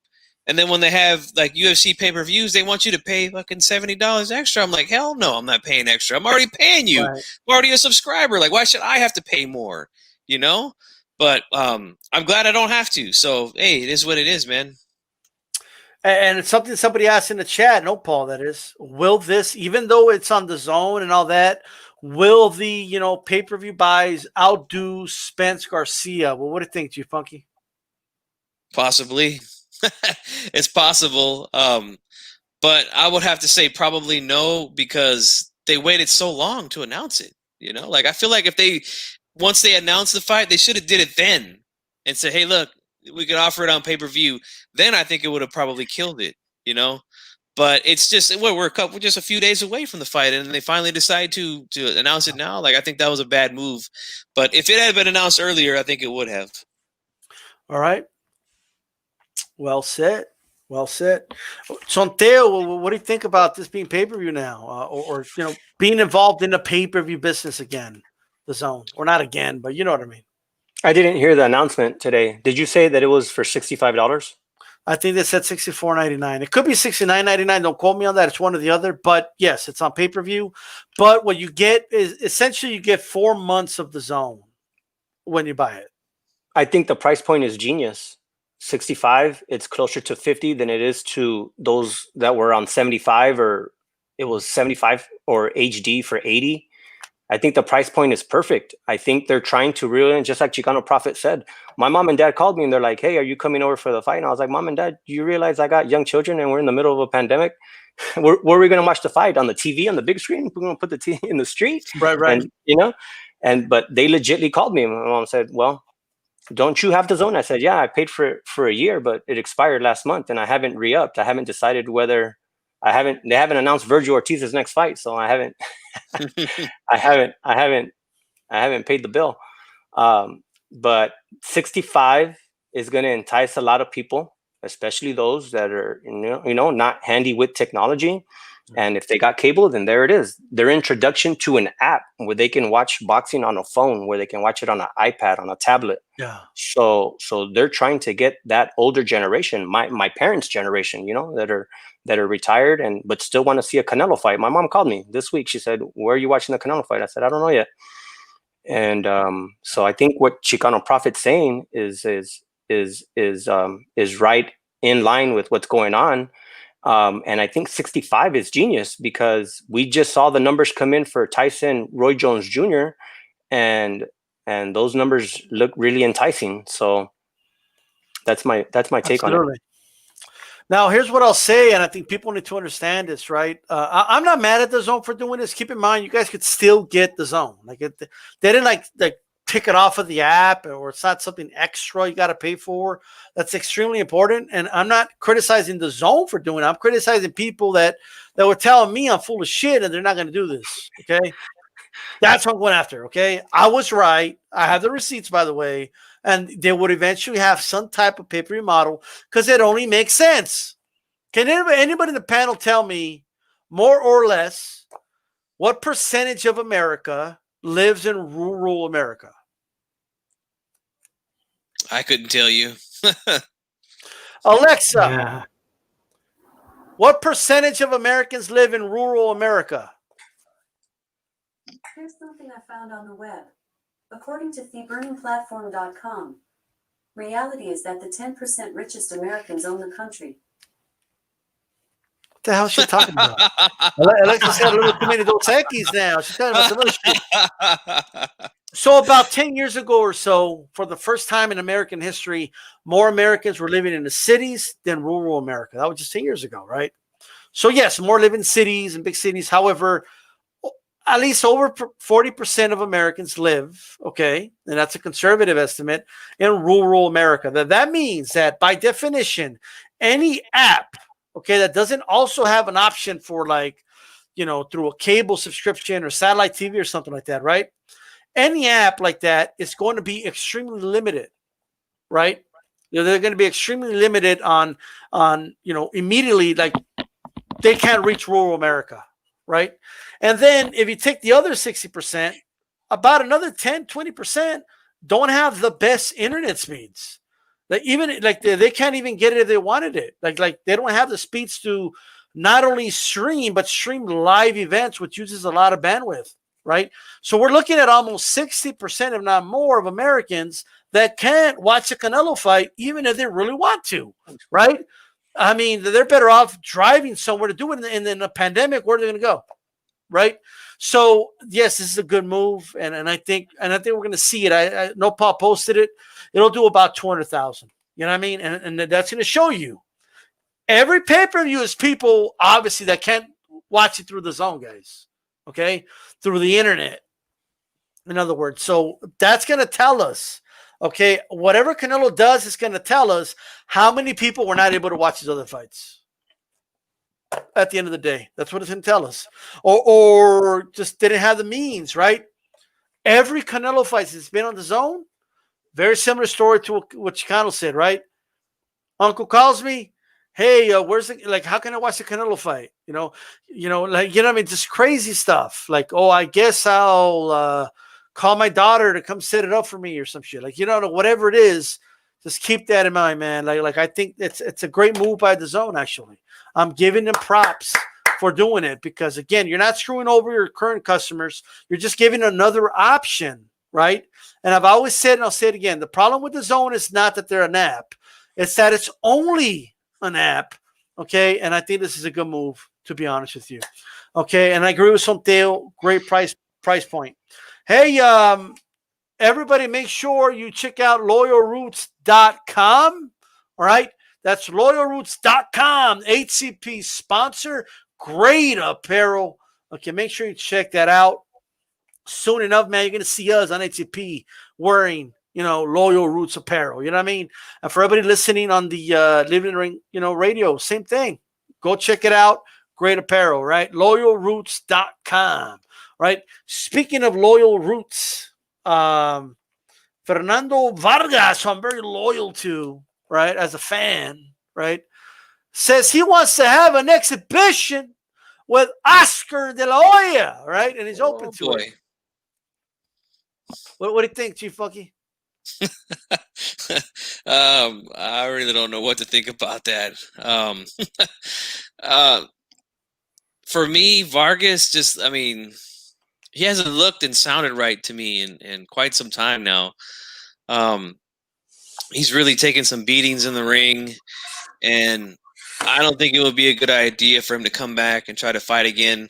Now, it's not like he's trying to fight some active fighter or something like that. He's fighting another guy who's been out of the ring for a really long time. But if it happens, I picked Oscar 20 years ago, so whenever it happened, I'll pick him again. I just think he's just a better fighter, and I don't care what age they are, what decade they fight in, what year. I'm taking Oscar, and I'm taking him to the bank every time. Okay, right. Matthew Thompson with a nice breakdown of his Canelo's body work leads to a lights out headshot KO in the 10th. Look at that.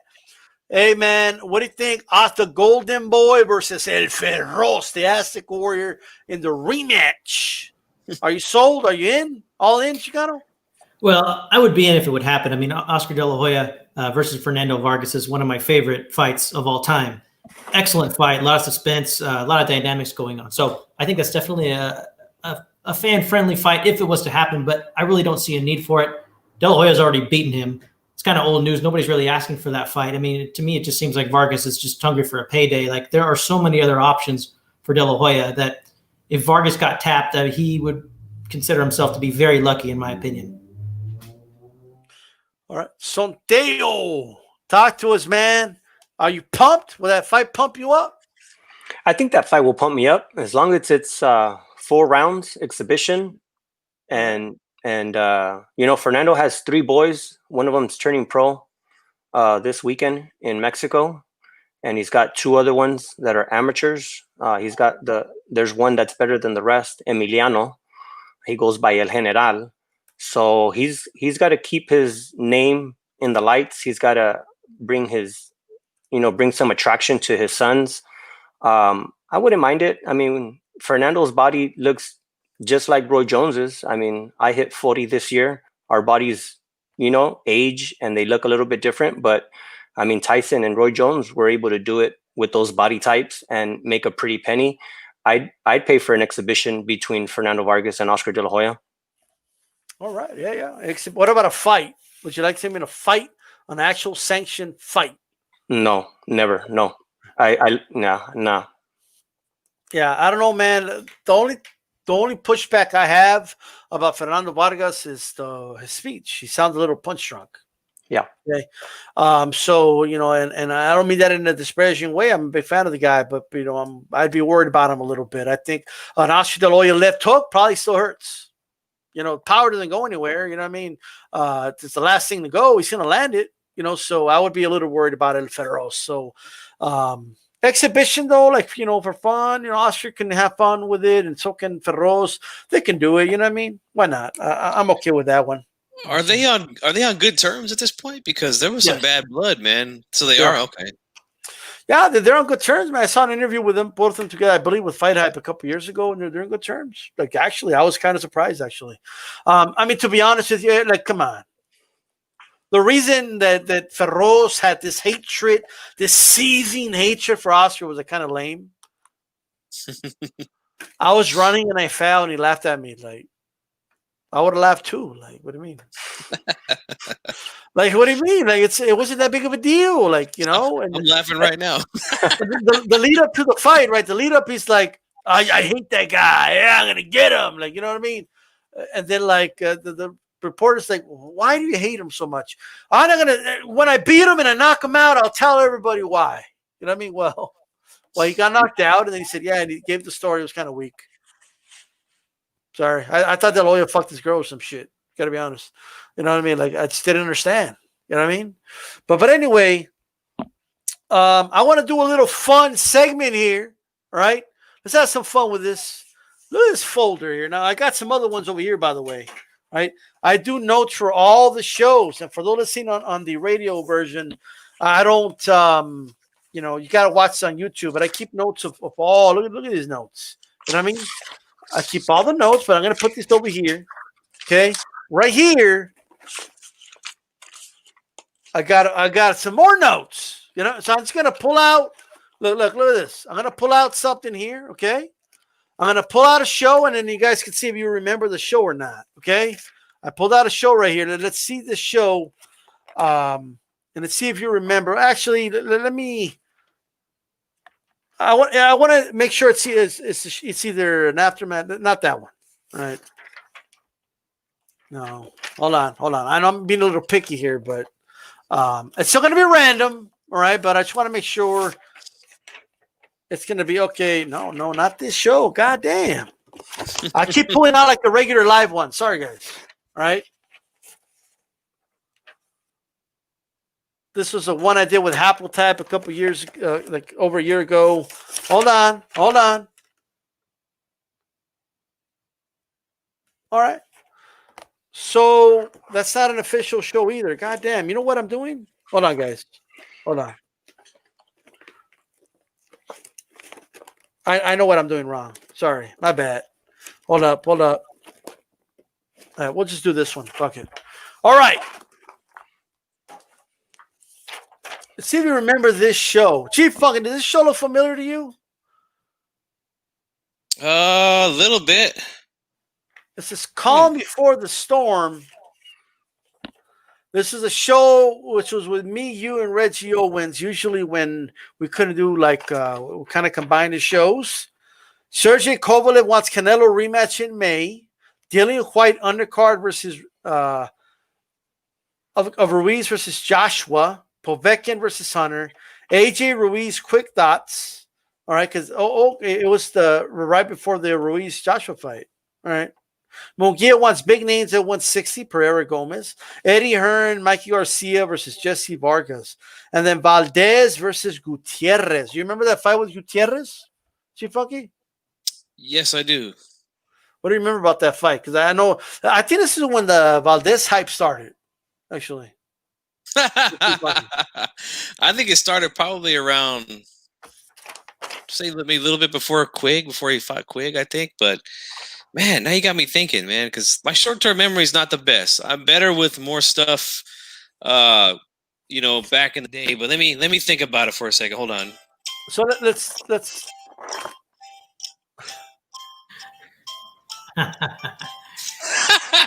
I'm only kidding, but no, I don't really remember much from that fight. All right. Yeah. All right.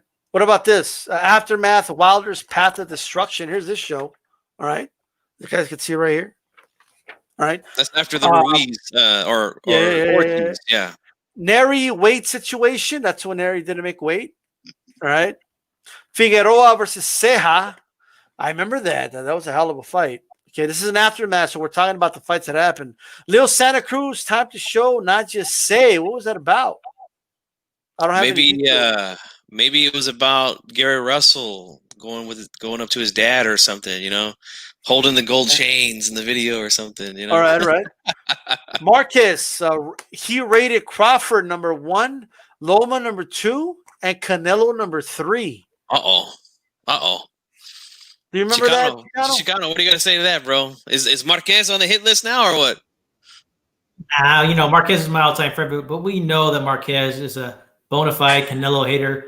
Always has been. Although he's been changing his tune recently. He has nice things to say. But, you know, some people have like a little notebook with all their little things that these legends have said about Canelo, and Marquez has had some choice words towards Canelo. That, we all know who are these about. other legends? Lupe Pintor? Lupe Pintor. Mayweather rumored comeback. So his comeback was rumored at this time. This was November 25th of last year, by the way, guys. Okay. Let's think about who he was possibly thinking about fighting. Then let's all put our thinking caps on. I don't remember. Like, do you guys remember?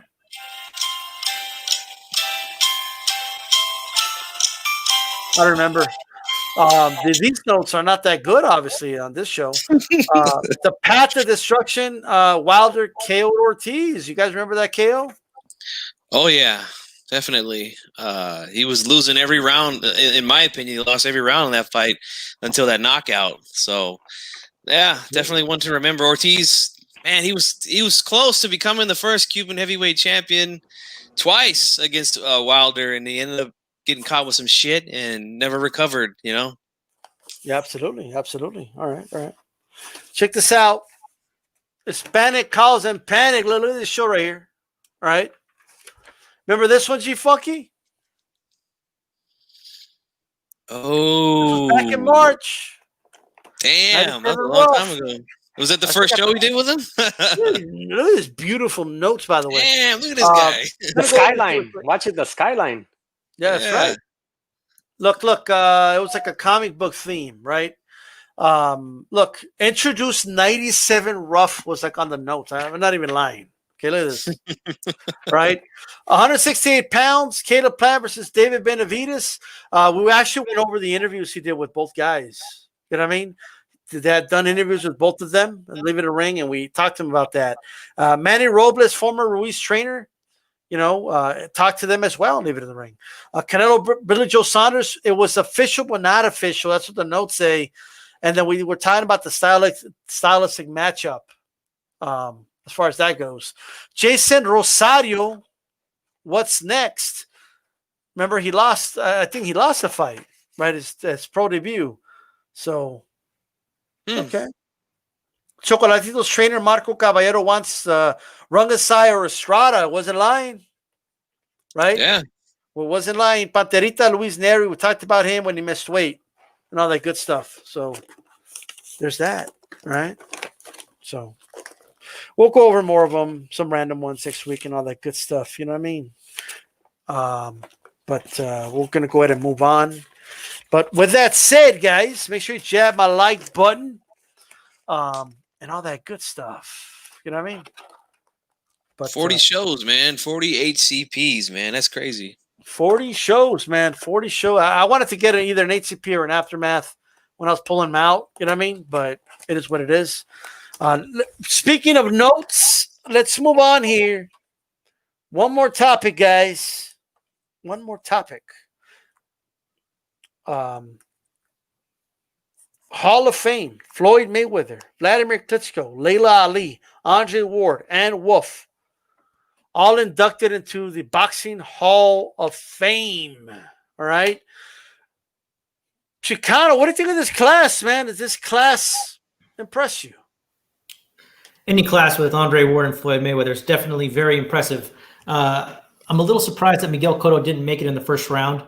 I don't know how the rules work for voting somebody in as far as it needing to be unanimous or how if there's only a certain amount of people allowed into the Hall of Fame at a time unless it's by a majority vote. I really don't know the rules, but I have to say, I mean, if you look at that list, they all deserve to be in the Hall of Fame. They all deserve to be first ballot Hall of Famers, in my opinion, as well. So I think that, if Floyd Mayweather makes his way over to the International Hall of Fame, he should be very well received. The guy is an all-time great and a modern legend. And Andre Ward had a very good career as well. I'm originally from San Jose. I went and saw a few of his fights when I was living in San Jose. It was good seeing him in the ring, and he was very skilled. And he did right by himself in his career, and he went out on his own terms. If we had other fighters like Andre Ward and Floyd Mayweather in the game right now, they would really just bring an excellent element that we don't really have right now at those weight classes. So props to everybody there in that class. Absolutely, man. Well said. Chief Funky, what are your thoughts on this class, man? I mean, any Hall of Fame class is good. All these fighters are well deserved to be in the Hall of Fame. Yeah, kind of weird that Cotto didn't make it, and also James Toney, who was eligible, didn't make it. Toney he's a fighter, man. I mean, this guy, he fought just about anybody that there was to fight. Started at middleweight, went all the way to heavyweight. I don't know what kept him out, but a lot of these fighters are due. You know, Ann Wolfe and Layla Ali, of course, two of the best women fighters of their time. Obviously, Mayweather is the best fighter of his time. Klitschko, shout out and rest in peace to my bro 916 Chris. Him and I had a mutual hatred for Klitschko's style. You know, we just did not like the way that dude fought. But, you know, all the title defenses that he had, obviously he's going to get in. And then, of course, like Chicano said, you know, I'm from Northern California. Ward grew up in Northern California, fought out of Oakland several times. And, you know, he's definitely a Hall of Famer for what he's done. So, yeah, I mean, the class is good. I just wish that those other two guys would have got in with him, you know. All right. I mean, I still think, I agree with you. I'm kind of surprised that James Toney isn't in. You know, Sondeo. Once again, Floyd Mayweather, Vladimir Klitschko, Layla Ali, Andre Ward, and Wolf in this class. What do you think? I got to agree with the panel. Everybody who's on there deserves to be on there. Enough's been said. All right. You like the class? You like all these guys? What do you think of Klitschko? That's probably my least favorite of all of them. but yeah, I mean, Cotto. I would have put Cotto, and I would have put the other option before Klitschko. Okay. Lights out Toney, baby. Lights out Toney. Well, look, Floyd Mayweather is a no-brainer. I mean, obviously he's gonna make the Hall of Fame. You know what I mean? Like that goes without saying. You know, Vladimir Klitschko again, no-brainer. He's gonna get in. You know, Layla Ali. I mean, as a woman, sure. You know what I mean? But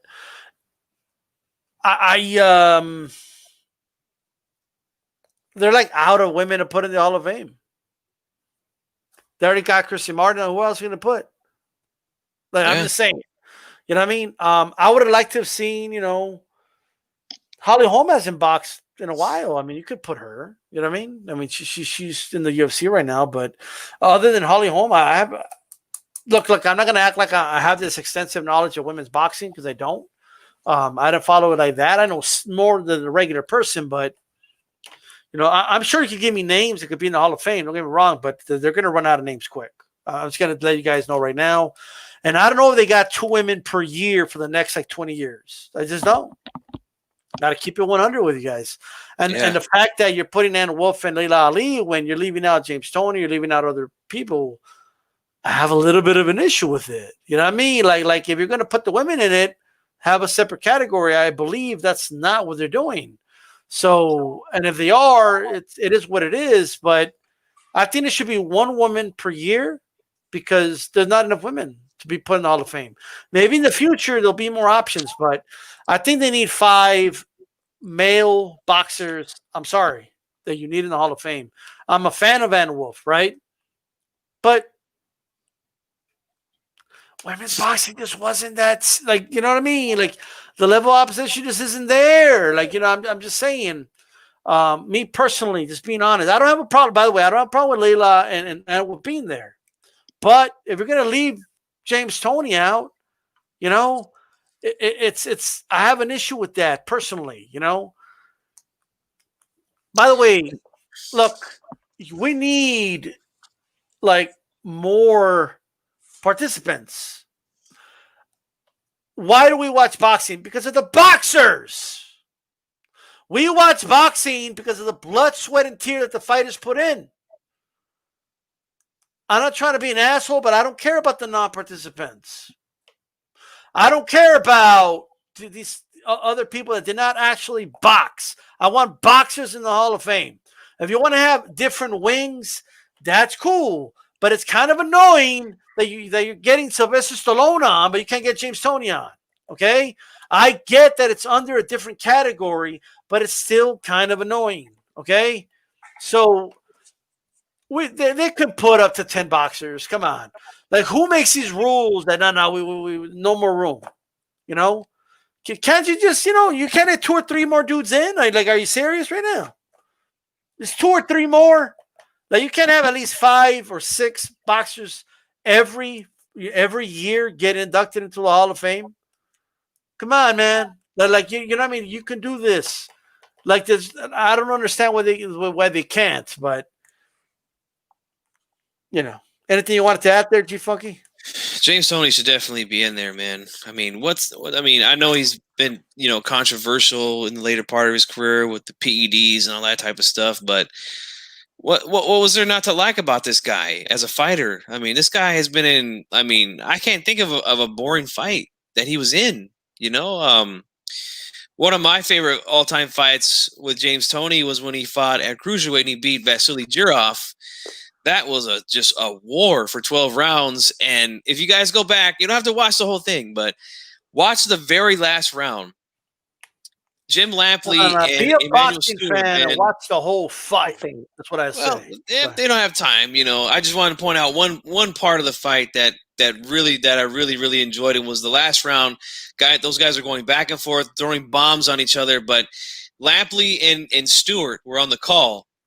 And Emmanuel Stewart, it's such a good fight, and they're going back and forth. This guy, literally, I think he just forgot that he was calling the fight, and he became a fan. I mean, he's yelling at the top of his lungs during that round. I mean, it's just great to see, and that's the kind of excitement that James Toney brought to the ring. I mean, this guy was good on defense. He was good on offense. Like, he should be in there, man. It's just it's ridiculous.